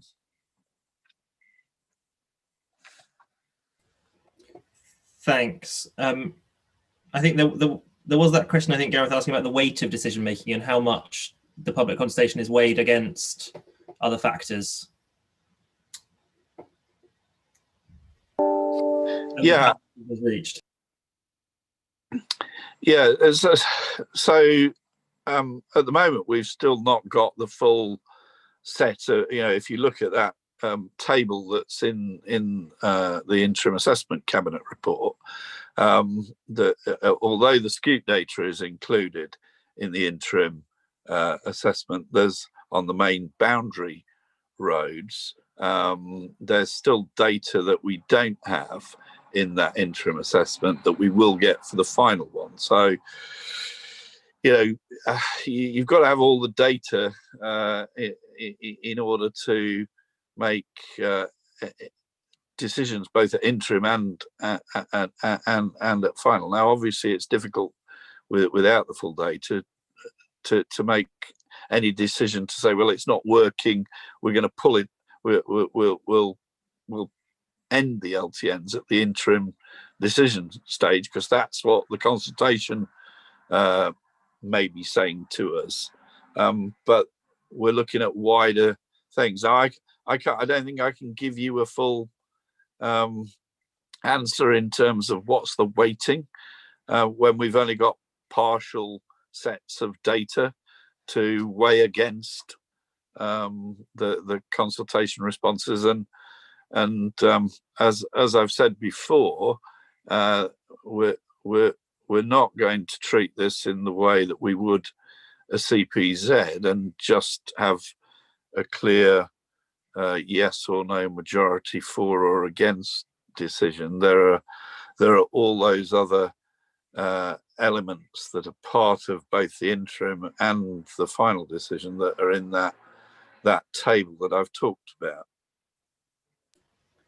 Thanks. Councillor Anand, I've seen your message that your mute button is stuck. So apologies, but I'm sure Councillor Bell can cover. We do have one final question from Councillor Costigan, then, or final round of questions, knowing all members of the committee are as bad as each other. Councillor Costigan. It's only the two, Chair, only the two questions. I'll try and not go on for too long. Yes, it was just to come back on the question raised by Councillor Driscoll and Councillor Shaw. I'm a Northolt based councillor myself, so I don't know the geography as well as many, but I did go down to LTN 21 in early September, where there was a public meeting that Councillor Driscoll and Councillor I've had a sudden blank. Councillor Block organised, and I went down to that. And I met lots of residents there on that day, and they raised with me at that time about Hounslow. And in fact, some of them said to me, Hounslow's thinking of closing Swincolm Road. So I guess my question is really about like the sort of completeness of the Cabinet report. So given, it seemed like the dogs on the street down in Northfields Ward knew that Hounslow was looking at closing the road back in September. Should we have included this as an issue in the Cabinet report? Should it have been listed in the sort of mitigations that were decided on as part of the Cabinet report? Should we have had a plan? Because I assume, given the residents knew, that we must have known for quite a long time also that these kind of plans were in the offing. And kind of on the back of that, what's our plan now? There wasn't one in the Cabinet report, but do we have a plan of what we're going to do if that decision goes forward from Hounslow? And the second question was about kind of restarting the ETOs.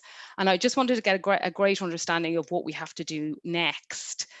So I'm assuming Councillor Bell said that, would be as soon as possible after today. So I'm assuming then we're talking, is that July when we're looking at doing the kind of final assessment? And could we just clarify what things we need to do? For example, do we need to consult with emergency services, all of the emergency services again? And do we need to produce a more extensive equality impact assessment, particularly because there seemed like there was a bit of vagueness around what we're going to do for blue badge holders. So do we need to have a more comprehensive equality impact assessment as well as consulting with the emergency services? Thanks, Chair.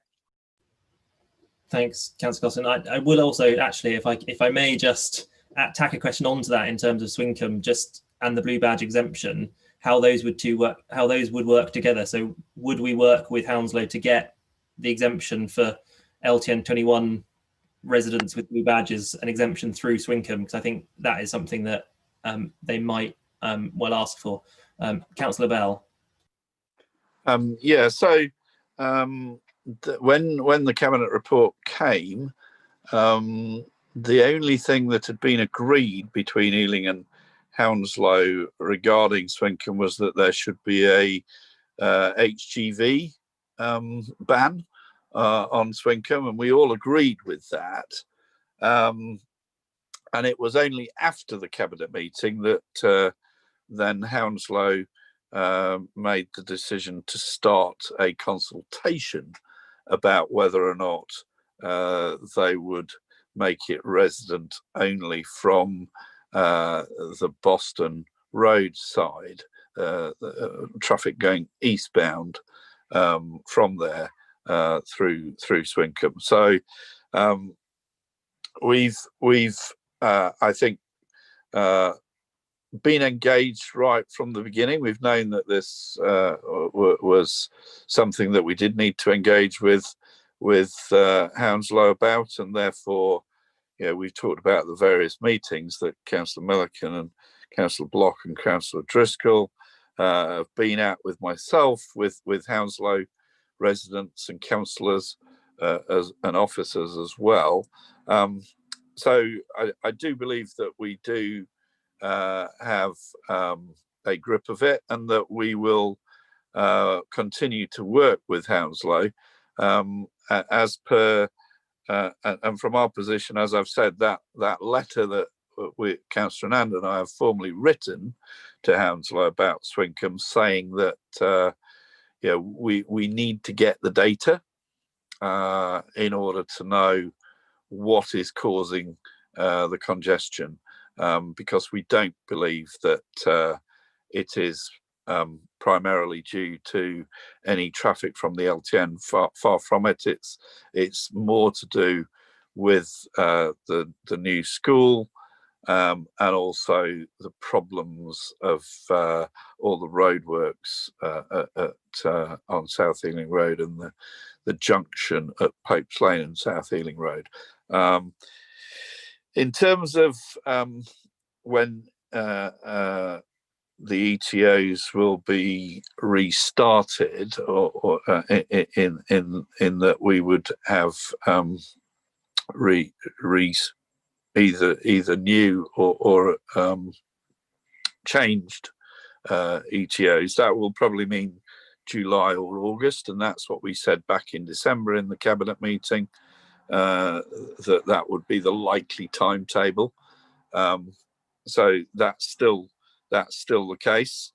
In terms of equality impact assessments and consultation with emergency services, I'm happy for officers to answer that.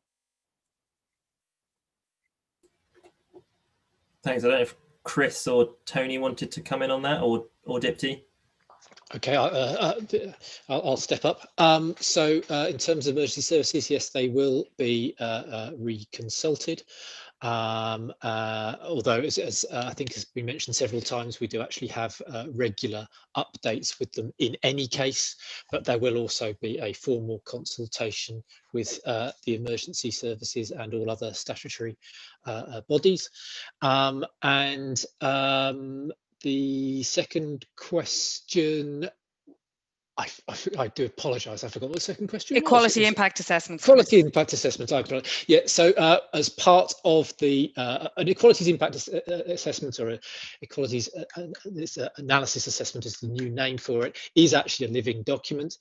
So there was one obviously that was produced with the officer decision last time around, but it was one that covered all of the LTNs. As part of the remaking of the orders, there will be a separate EAA for each of the LTNs. So there will be an updated version of that, and that will be published alongside the officer decision in the coming weeks. Thanks, Chris. Dipti, I see your hand go up and come down, so I assume you don't need to contribute anything. I think we have no further hands up. I think the only question outstanding from Councillor Costigan's questions was, what happens if, regardless of what data they get, I understand we've asked them for the data, or suggested we get more data on Swinkham. I think Councillor Costigan's question was, what is our plan if they do, regardless of what that data says, they interpret it one way, we interpret it another. If they do close Swinkham, what is our plan to deal with that closure for the residents who currently use it?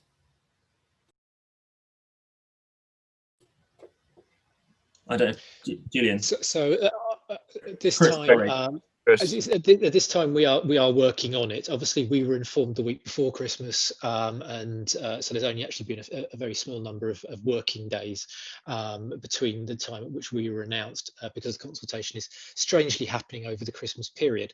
Yeah, obviously the consultation, I believe, closes on the 17th from memory, so we've still a little bit of time, and of course then there would be time for them to work out. So we do have a little bit of time to figure out, but it is something we need to get on quite quickly. We've started some initial discussions, but we haven't as yet drawn any conclusions which are ready to be made public. Thanks, Chris. We don't have any further questions then, so I'm going to ask Councillor Stafford and then Councillor Steed to sum up, and then either Julian or Jasbir to sum up from the cabinet perspective, and then we can move to the debate. Councillor Stafford. Thank you very much, Chairman. And obviously, I've been monitoring what people are saying on the YouTube channel, actual residents of this borough, and I think they've been absolutely horrified once again by the responses from the portfolio holder and the leader of the council. One of them asked whether we still live in democracy. I think that's a fairly reasonable question, because the responses we've had so far this evening have been essentially summed up by what the cabinet responded to you, scrutiny members, in its response. Namely, that the rationale behind the whole programme is that LTNs are in general beneficial, and they won't move from that point of view, despite thousands of people saying that these have had a negative impact on their daily lives. That does not matter at all to the council.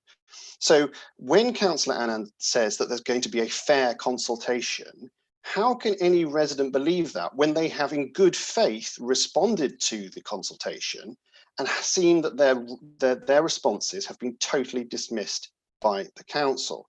So on the one hand, we have Councillor Anand, who says that actually we're going to have a fair consultation. On the other hand, we have Councillor Bell, who says, no, it's all about the data. What we need is the data. But we have little or no baseline data. The data that we do have showing the Boston Road and the Uxbridge Road increasing in congestion levels have been just dismissed in the last answer from Councillor Bell as being a problem with the local school, which has nothing to do with it, or potential roadworks. And we have no timetable for actually solving this. Now, if there is a problem with roadworks, if there is a problem with the fact that because we're in various lockdowns, we can't get that data, the only reasonable response from the Cabinet, given the overwhelming negative response from residents, is to suspend the LTNs now, and when we return to some kind of normality, to fully reconsult with residents, and potentially if in some magic world residents are suddenly in favour of them now, then to introduce them at that point.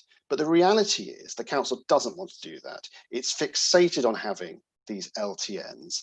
And so the reality is Scrutiny must do its duty to send this back to Cabinet to tell them that dismissing residents' concerns in this way is not acceptable and that they should think again. So I urge the Scrutiny panel to send this back and, if necessary, to have a vote on that matter. Thank you, Chairman.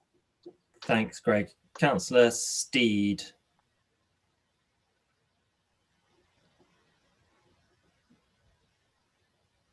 Thank you, Josh. There you go.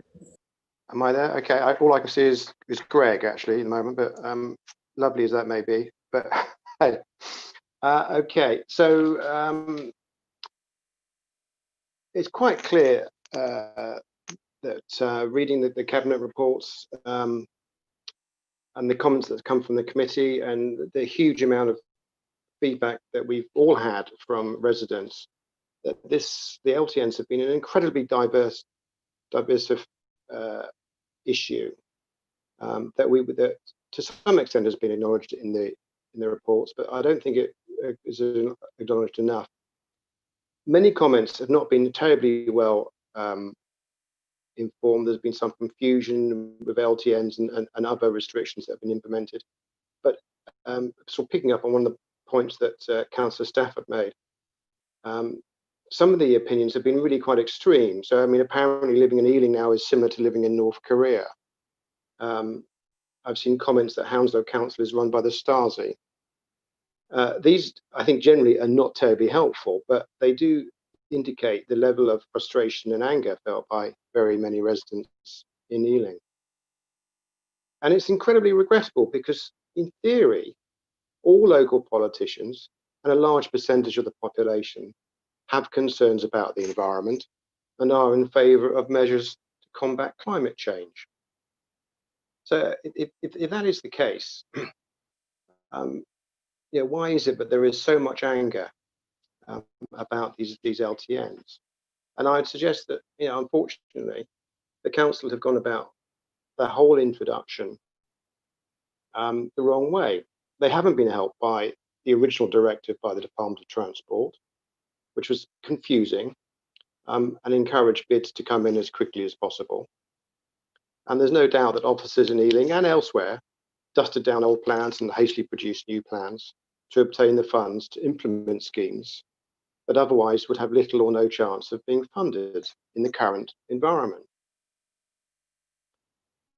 But it is of a concern that the vague response to the initial set of OSC recommendations, there seems to be a sort of reluctance to really engage with the communities or to take into account the work done by the OSC.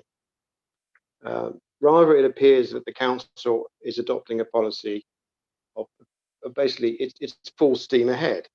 And the lessons from the past, 8 months now on presentation and communication really haven't been learned at all. About 30 seconds, Andrew. Okay. There is still a vagueness about cross-borough dialogue, as we've heard from numerous councillors. There's a lack of detail about the transparency of the process. There are new concerns about possible changes to the experimental traffic orders and a lack of clarity in the criteria for success. Still a confusion about enforcement and what consultation really means. Inevitably, the council will probably, with its majority, get its way and it'll win a tactical victory. But will it bring much of the desired modal shift that everyone has been talking about? And will in the end there be a strategic victory? My concern, and it is a genuine concern, is that this victory of the council to implement the LTNs will be met with increased cynicism and give succor to those who would rather ignore the dangers of climate change. Thank you. Thanks, Andrew. Julie and Jasmine, I don't know who wanted to sum up on behalf of Cabinet. Julie. May I add a little bit, and if Councillor Bell wants to come in, if that's okay? Yeah, go ahead, Jasmine. Yep, go ahead. Thank you, Chair. My camera's not working now, but my speaker's working.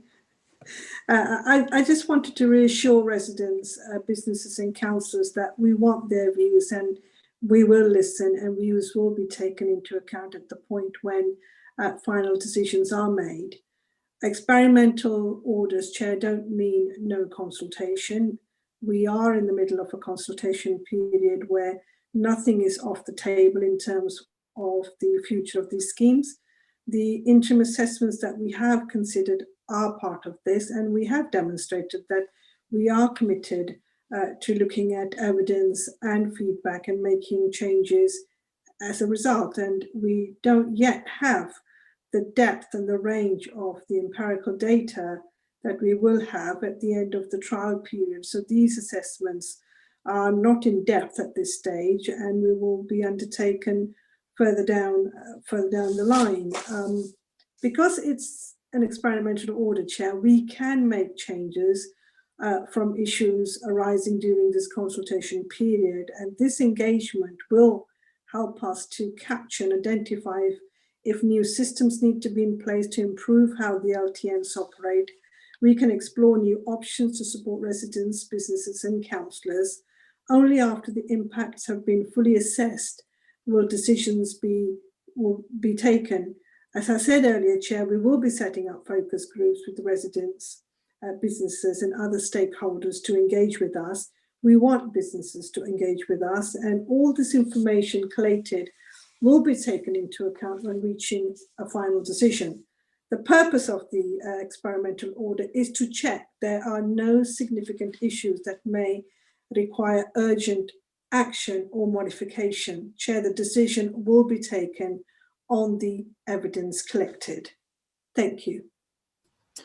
Thanks, Julie. If you want to take another minute to add anything. Yeah, just very quickly, because both Councillor Stafford and Councillor Steed said that we were, and Councillor Stafford explicitly said we were dismissing the concerns of residents. I would argue that the changes, the substantial changes that you're being asked to decide whether to uphold or not in the decision that we made in the interim assessment cabinet report were those changes were significant and were responsive to residents' concerns, to remove all barriers and replace them with camera enforcement barriers for better access for emergency vehicles is clearly responding to residents' concerns. Equally, those blue badge holders, that's a significant concern for residents, that those who have mobility issues and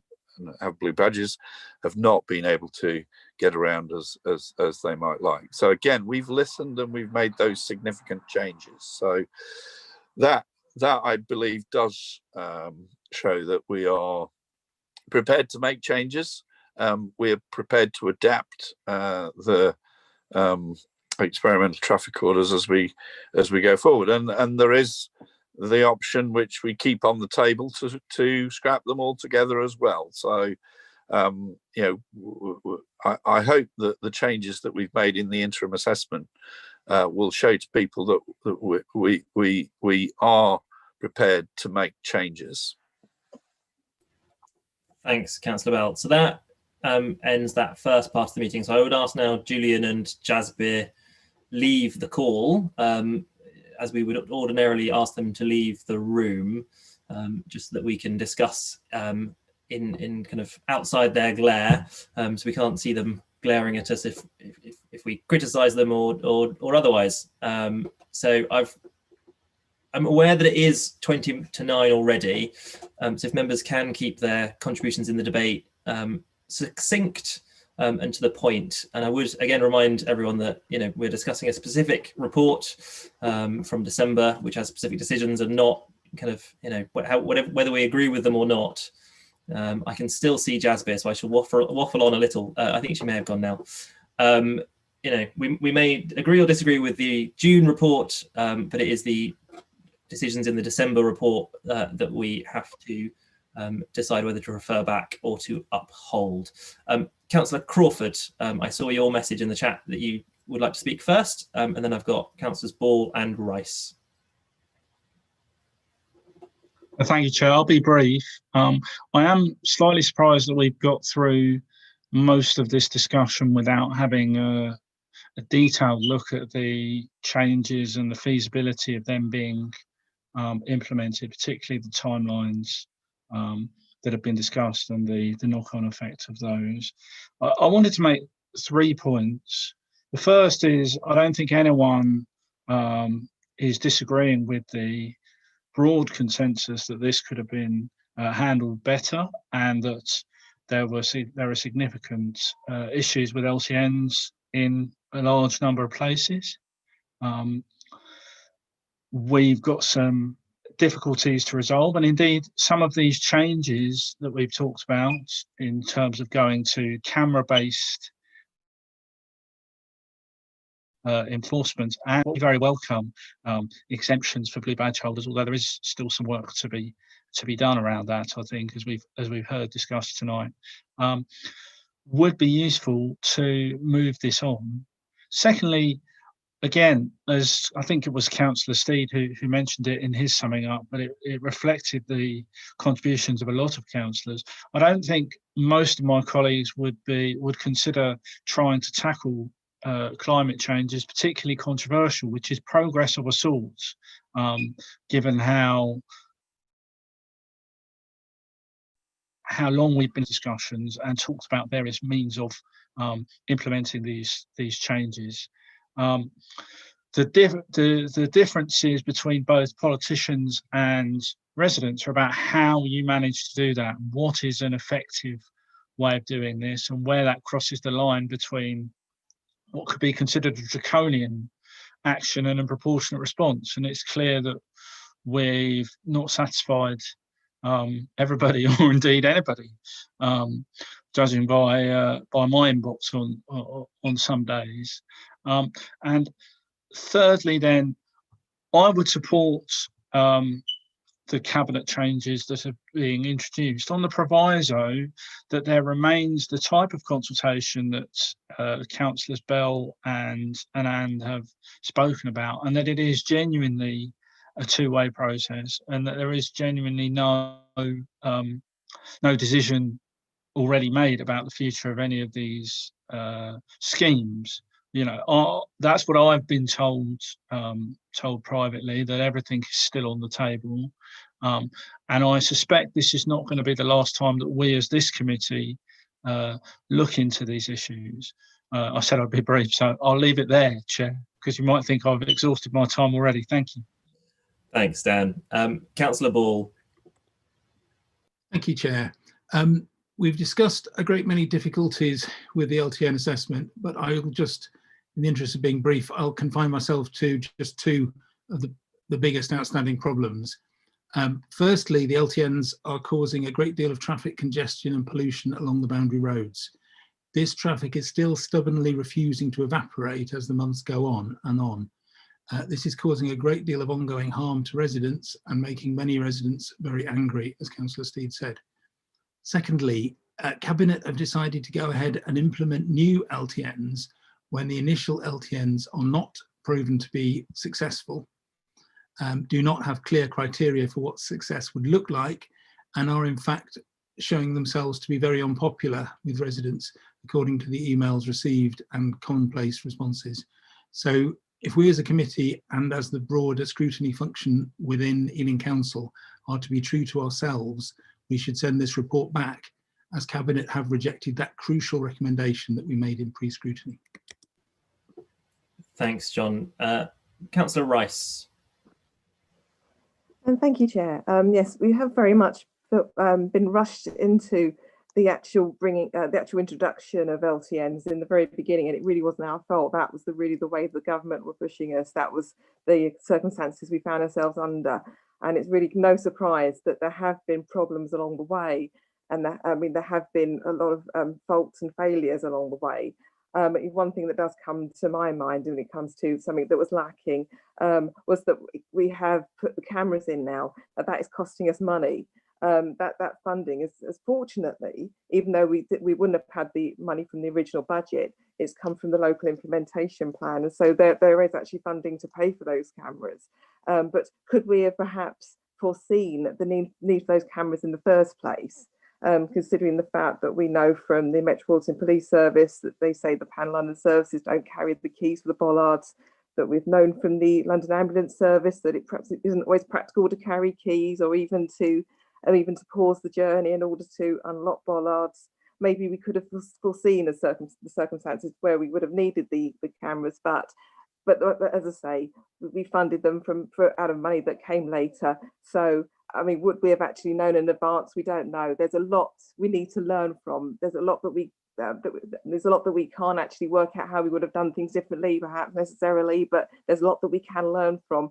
So I think it's very important that we do continue to learn from our experiences and actually continue to improve the LTNs, and that are coming in, and the future LTNs as well. But I will actually very much welcome the comments from Councillor Anand when she does give a lot of reassurance that there will be focus groups in place, that we are going to listen to our residents, we are listening to businesses, and that we are actually listening to everybody overall, and that we actually do want to move forward with a very constructive plan in order to learn from experiences and to bring in the comments of residents and to make this a proper success. Thank you. Thanks, Miriam. I've got Councillors Driscoll, Shaw, and then Costigan on my list. So Paul, if you'd like to go first.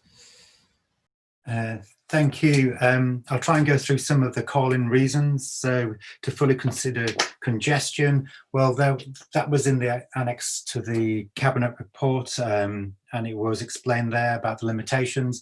We've had full councillor briefings where we've raised issues regarding how we're going to be comparable. It was minuted about how we're going to look at how congestion's measured in these exceptional times.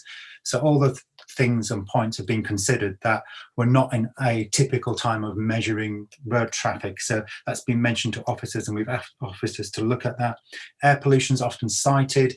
Fortunately, myself and Councillor Young, who's also on this committee, we're on the air quality scrutiny panel. So we know that there's long-standing air quality measures. I know there's 3 in or near the Northfield ward that have been there for a substantial amount of time. So there's long-standing data on air quality. By the introduction of using cameras, we've shown flexibility, and there's a bit of a history of using cameras when and need. I know in my own ward at this very moment, cameras are being deployed very promptly to monitor antisocial behaviour. I know in 2019, when there was a series of muggings, cameras were deployed between 2 parks, Walpole and Northall, to monitor incidents there. So we do respond to issues. So residents need to be aware that that is a response that's come about. Looking at where Councillor Steed mentions that vagueness about cross-council communication, I know for a fact because I spoke to officers and they said they were liaising with Hounslow because it was literally going to be a connected LTN with Junction Road, LTN 32, and the White Stile LTN in Hounslow, that there was communication, and I mentioned that in my questions. So I'm sorry, Councillor Steed didn't pick up on that. Clay Ponds in LTN, we had liaison with Ealing with that, and we heard how we'd had other liaison. Could there have been more? Could there have been other issues that were raised? Well, then yes, but there is liaison there. I know Councillor Stafford mentioned about potential roadworks. Can I just tell Councillor Stafford, July 2019 is when gasworks started on South Ealing Road. They are still ongoing and have only paused during the first lockdown. So, and that's pretty much every single week they've been on South Ealing Road. So it's a major disruption that people have now got used to using alternative routes, and that has caused a problem with Windmill Road and backs up onto Swinkham. That is a major issue. There's no potential roadworks there. They're there at the moment, and they're a multi-million pound investment to resolve a long-standing safety issue. So understanding the blue badges system, how that's going to work, we were told at Scrutiny meeting when we met, we were told, it was restated in Cabinet, that that system's going to be worked out, and they'll look at exceptions and how to manage that. So none of that is new. So I think a lot of the grounds for this call-in were discussed previously, had an opportunity to be resolved. And the criteria for a call-in talks about as an exceptional circumstances to attempt to resolve an issue that couldn't be addressed in alternative means. Paul, can I I'm just going to pause you there. That if members can refrain from using the chat for kind of questions and discussions amongst ourselves, because that's not visible to the public. I'm happy for people to say that I need to speak and my hand's not working, but if we can avoid saying things in the chat, that would be helpful, because this is a public meeting and it's not fair on the public if people kind of make comments outside of what the public can see. Sorry, Paul. Yeah, so I think there's still a lot of things that could have been done better at the start, definitely. I'm sad there's been very little reflection, because it was mentioned in the Cabinet report and our previous discussions on scrutiny and how swift this was introduced. And we raised the point about part of our recommendations, the role of monitoring active travel work that councils do, because our future funding could be dependent on how much work we do, and that is a government criteria. The government announced that the 11th of May was mentioned in the Cabinet report and made subsequent announcements late in May about new regulations and how to administer all sorts of responses to COVID transport issues. Yeah, we're just thinking that actually Ealing had plenty of time, like other local authorities had plenty of time to roll out low traffic neighbourhoods. They had a matter of weeks to get funding bits in. These things are not normally done in a matter of weeks, and it was to respond to a pressing need and issues at the time. So times have changed, and the new proposals going forward have a more extended consultation period, as they should have, and it would have been good to have in the start to have that. So and it's so sad that that wasn't recognised by anything that was raised in that debate there. It was recognised in our previous meetings. So I think there's a lot of things on this call-in which don't really merit the exceptional nature, because a lot of that was known at the time. There's nothing new, nothing much new has come out. So I'll end it there, Chair, but thank you very much. Thanks, Paul. Councillor Shaw, you were next on my list. Yes, thanks, Chair. I mean, it's been really no secret that I do have some serious reservations about the design of the LTNs, but not necessarily the policy of the LTNs. That we are pretty much, everybody's in agreement that there is a climate emergency. We do need to take radical public policy action that can help that, and that sometimes, unfortunately, because of time lags and so on, that environmental issues, don't get dealt with by politicians effectively because of the pretty short timeline of a politician that is over the 4 years that you're elected, and you've taken an unpopular decision, you then lose the election, so on it moves. It can be difficult for those longer term changes to come in. I do have, as I say, quite severe reservations about some of the design of the LTNs and their impact. I don't think they're really working as effectively or as efficiently as they could do, and they probably do need looking at again. However, for the purposes of this meeting, I think, in terms of the calling, the decisions that were being made by Cabinet to remove the bollards and allow blue badge holder access to the home LTN, I think are welcome decisions to take.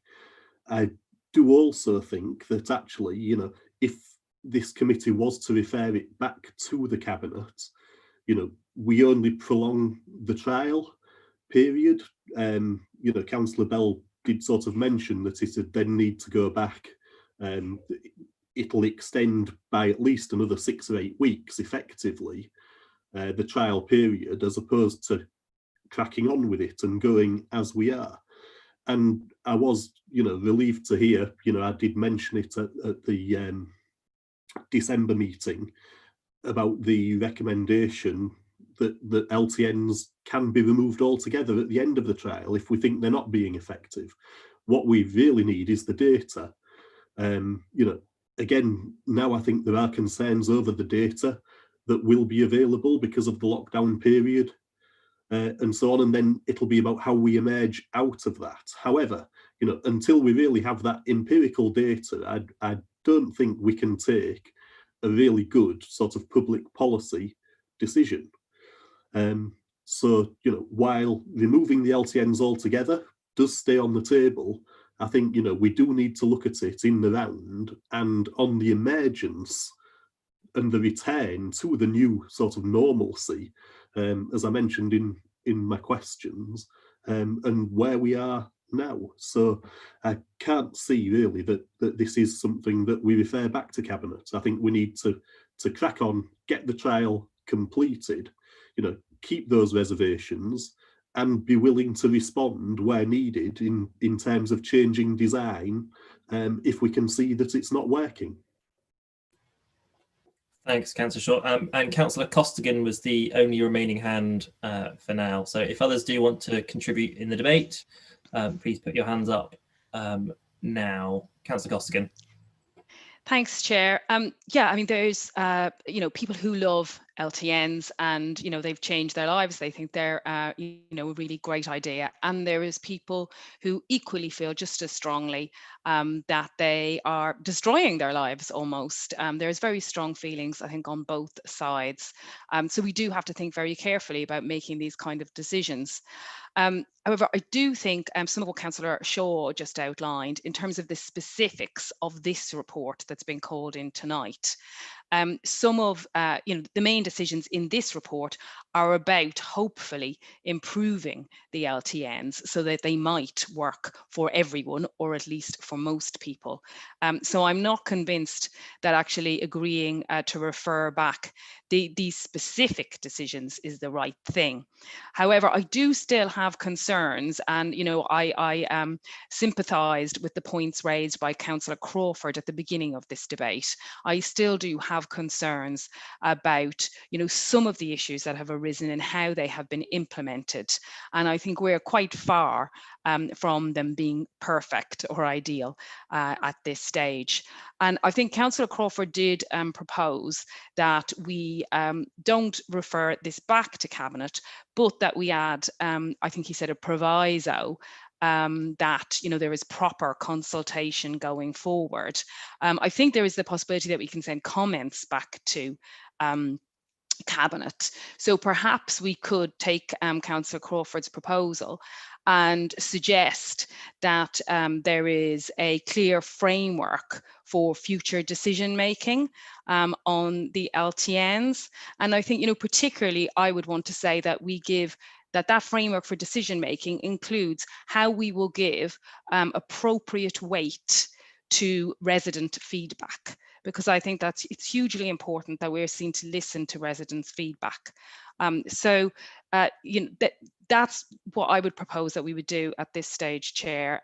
I think what we have, the actual report with the decisions in it that we have on the table today, I would like to give that a chance. I would like to see if it would help if blue badge holders were able to go through their own LTNs, and I would like to see if the cameras will help in terms of access from emergency vehicles, etc.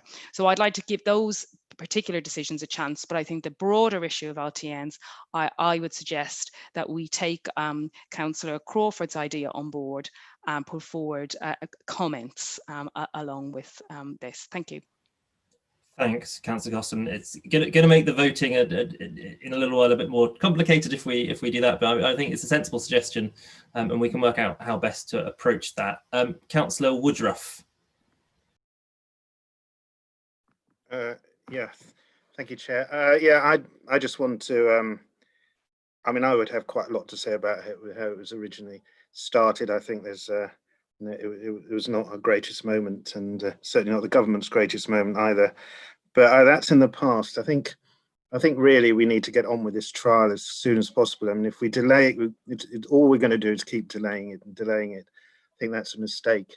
I think we need to get on with it, the trial, as soon as possible. And I would hope that we would get some information in the interim, but at the end of it, we'll see how it is. And I think we should be, certainly in my mind, I'm open to whatever way it goes at the end of the 6 months, but I'd like to know how it goes. But I think we ought to get on with it as quickly as possible, really.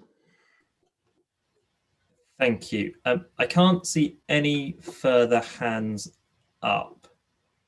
So if no one has any further comments, I think the suggestion that the kind of the hybrid Costigan-Crawford solution proposed in terms of kind of the understanding of how decisions are being made, which I think is something we discussed last time and has been discussed before, is a very sensible one. I think a lot of the frustration is that residents don't necessarily know how those decisions are being reached. So I think if we do make a recommendation, if we do uphold it, the decision, that we do so and make a recommendation to Cabinet that framework that Councillor Costigan mentioned, just reading my notes, a clear framework for decision making, including appropriate, including how that would include appropriate weight to resident feedback. So I think we've all been through situations in this committee where we know that people are unhappy with the decision, but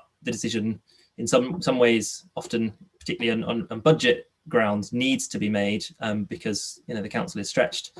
So we know that we can't always run things on a referendum style thing, but obviously in this particular impact, we know that these have an impact on residents, and we want to know what weight the council will give to that on residents.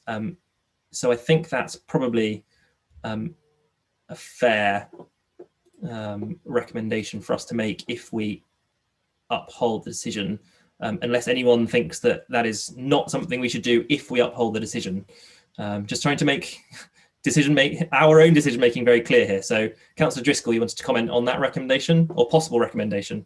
Yeah, I mean, it's more to think, because the LTNs are so diverse. Like I have the LTN Junction Road is quite relatively not, I wouldn't say super simple, but it's quite clear to understand, a series of loops. Go to LTN 21, it's much more complex. You go a few yards away from Junction Road and you're onto Olive Road and it's 3 roads. So something to acknowledge the very different natures of those schemes will create a whole set of different conditions, criterias, complexities. So to recognise that as well, because the experiences in each of those schemes could be very, very different. So something to acknowledge that would be helpful, so that we're asking something that is satisfactory for each of those different areas. That's my only sort of caveat to that condition. Thanks. Thanks. So I don't see any other hands up. So I will take it as agreed that if we agree to uphold the decision, that we will make that recommendation to Cabinet. So we should therefore move on. And I can see Greg has put his video back on. So I'm assuming he would ask me to have an actual vote on this. Yes, please, Chairman. Can we have an actual vote on this, please? It's almost like I can read your mind. I can at least read your picture on the screen. Not entirely, I'm sure. I wouldn't dream of suggesting that I can fully. So we've been asked to refer this back to Cabinet by those calling it in. So I think we need to vote on whether to refer it back to Cabinet or not. So when we vote, I would like people to vote yes to refer it back to Cabinet, and no, not to refer it back to Cabinet, i.e. to uphold it.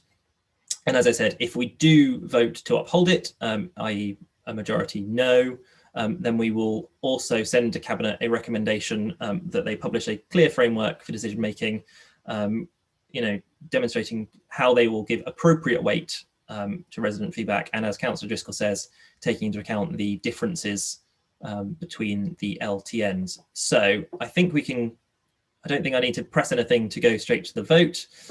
So if members would vote yes to refer back to Cabinet, no to uphold the decision, and I think we said raise hand if you want to abstain. So if you would like to start voting now. I don't have a raise symbol. Okay, if you click on the participants button, you should be able to see the a raise hand, a yes, a no, a go slower and go faster button as well for some reason.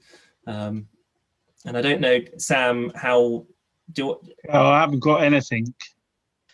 Chair, what I'll do is I'll go around the members who I can see haven't voted either way and are clearly having technical problems, and we'll get their votes to add to the totals. Thanks. I'm seeing more votes coming in, and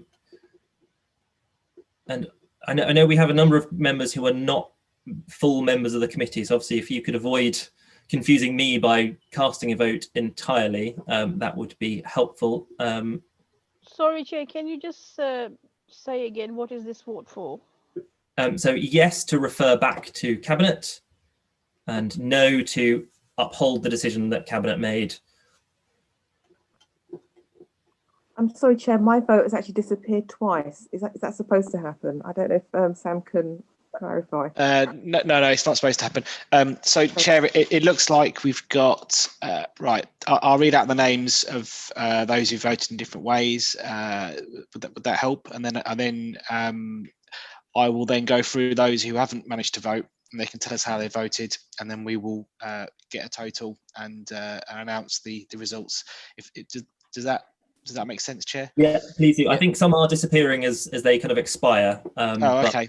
You go ahead with what you've got, and we can keep a tally. So I've got Councillor Woodruff, Councillor Rooney, Councillor Driscoll, Councillor Conlon, Councillor Dabwell, and Councillor Costigan, who are voting to uphold the decision.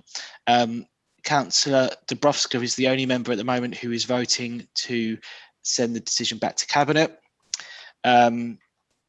They're all the ones I've got votes for so far. So I'll go through the others who haven't managed to vote. So Councillor Crawford. I'd like to vote no, please. Okay, so that's to uphold the decision. Yes, sorry. Yes, all right, that's fine. I'll go to you last, Chair. Councillor Rice. Uphold, please. Councillor Anjum. Uphold, please. Councillor Ball. Refer back. Back. Okay. Councillor Shaw. No, thank you, Sam. Is that a uphold or uphold? Yes. Uphold. Okay. No, sorry. uphold. Yeah. No on the voting. I think that's all the members of the committee. I think that is. And yourself, Chair, of course. As Chair, I would vote no, i.e. to uphold and to make that recommendation that we discussed. So I've got that as 1, 2, 3, 4, 5, 6, 7, 8, 9, 10, 11, 12 votes not to refer back to uphold, and 2 votes to refer back. So the call-in is, the decision is upheld, and what we'll do is make that recommendation, I assume, Sam, to the next meeting of Cabinet. Possibly the next meeting of Cabinet. It just depends on the deadlines, because we're due to publish very, very soon on that one. If not the following one. Okay, Councillor Woodruff, you have a hand raised. Well, I just want to, this extra thing going to Cabinet, that's not going to delay the whole thing, is it? I mean, no. It's separate. The decision is upheld, so it can be implemented now. We would make a separate recommendation, as we did last time, the 9 that we did from the last meeting. Okay, so the only other thing I want to do this evening, so obviously we had the 2 speeches for the call-in, both from Councillor Stafford and Councillor Steed. We did change our procedures to try and emphasise that call-ins are not a party political tool. They should be cross-party. My initial position should be that, therefore, a call-in should be supported by, presented by one member on behalf of those who had signed the call in.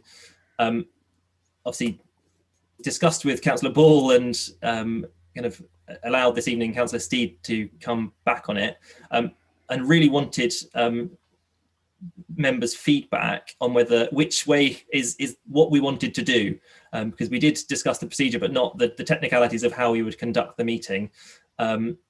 So I don't know if anyone has any thoughts on whether it would be best to have a single person presenting on behalf of all those who called in, or to kind of let representatives of the different parties who had signed it to say something. Councillor Ball and then Councillor Crawford. Yeah, I mean, I think it worked fine like this with one from each party. I mean, obviously, we would be happy that if there's a call in the future where there is one party which is particularly, well, I can't promise on behalf of the others. If there's a call in the future which is the Conservatives want to call it in and we lend them a name to help them out, then we wouldn't speak on it for the sake of it. But I mean, on an issue like this where clearly both opposition parties feel strongly about it, I think it makes sense to have a speaker from each party. And the new wording in the Constitution specifically requires there to be members of two parties. So it is a call-in only happens when there are at least two parties involved in the call-in. So it does make sense for those two parties to both be given an opportunity to speak in favour of it. Councillor Crawford, and then Councillor Dadwell and Councillor Shaw. Yeah, Chair, I don't have a problem with the way this operates. I understand why we've made the changes that we did, but I think when we did make the changes, a few of us spoke about the negative potential of stifling the democratic views of a range of opinions. So it's very easy for me to sit here as a member of the majority party and say, let's have less call-ins. But Councillor Ball has said this evening quite correctly that the wide range of views across the borough should be heard on something like this, and to be fair, on any other issues that are drawn to the attention. I mean, I'm happy to leave it to your discretion as the chair, but I would be very uncomfortable were we to start saying only members of a certain party can start speaking on a certain issue, because that takes us down a road. And I know that's not your intention, Chair. I'm just using it as an example. It takes us down a road that I wouldn't be comfortable with, particularly when the voters give their verdict and return several parties to represent them at local elections. Thank you. Thanks. Councillor Dadwell. Thank you, Chair. Chair, I would agree in the, terms of fairness, that a member from each party be given a bit of time to say their bit, but maybe perhaps reduce the time, as there was a lot of rehashing. And I presume, going forward, there will be whatever's called in the future. Both parties might be making the same point. So maybe they have a conversation beforehand, or maybe reducing time. Thank you. Thanks. And Councillor Shaw. Yeah, thanks, Chair. I mean, I'm going to agree with the previous councillors there. I think Councillor Ball is quite right that, it's good to have the voice, and if two parties are combining in whatever combination it is, that they have their chance to put forward their views. I'm also shocked I say, to hear from Councillor Ball that deals might be done where the Liberals might not want to speak, but of course that's entirely up to them. And I think we can also be sort of quite practical and flexible about it. If there was a case, as Councillor Ball's sort of outlining, where they were willing to support a call-in for whatever reason, and then say, actually, we won't speak on it, then that's absolutely fine. We can do that and make sure the meeting runs efficiently. That's down to the organisation, of which you'll be a key part. Thanks, Gareth. That's really helpful feedback. And I think we're clear that we will do ensure that time can be allotted to any parties. Obviously, we may have more than two, signing a call in. We may have more than three after the local elections. We never know. So if going forward, we'll make sure the time can be allotted to more than just one person for that, as we did tonight. So thank you very much for that feedback. And thank you very much, everyone, for your time this evening. I think there is no other business because this was our only item. So we have another meeting on Thursday, the 4th of February, which we are budget meeting, I think, before the budget goes to Cabinet, before it goes to full council in February, at the end of February. So I will see you all there. I don't have to remind you to bring your budget papers because they will all be online for you to read anyway. Thank you all very much, and thank you everyone who has been following us on YouTube. We appreciate the audience, even if we can't see you as we would normally do in the town hall.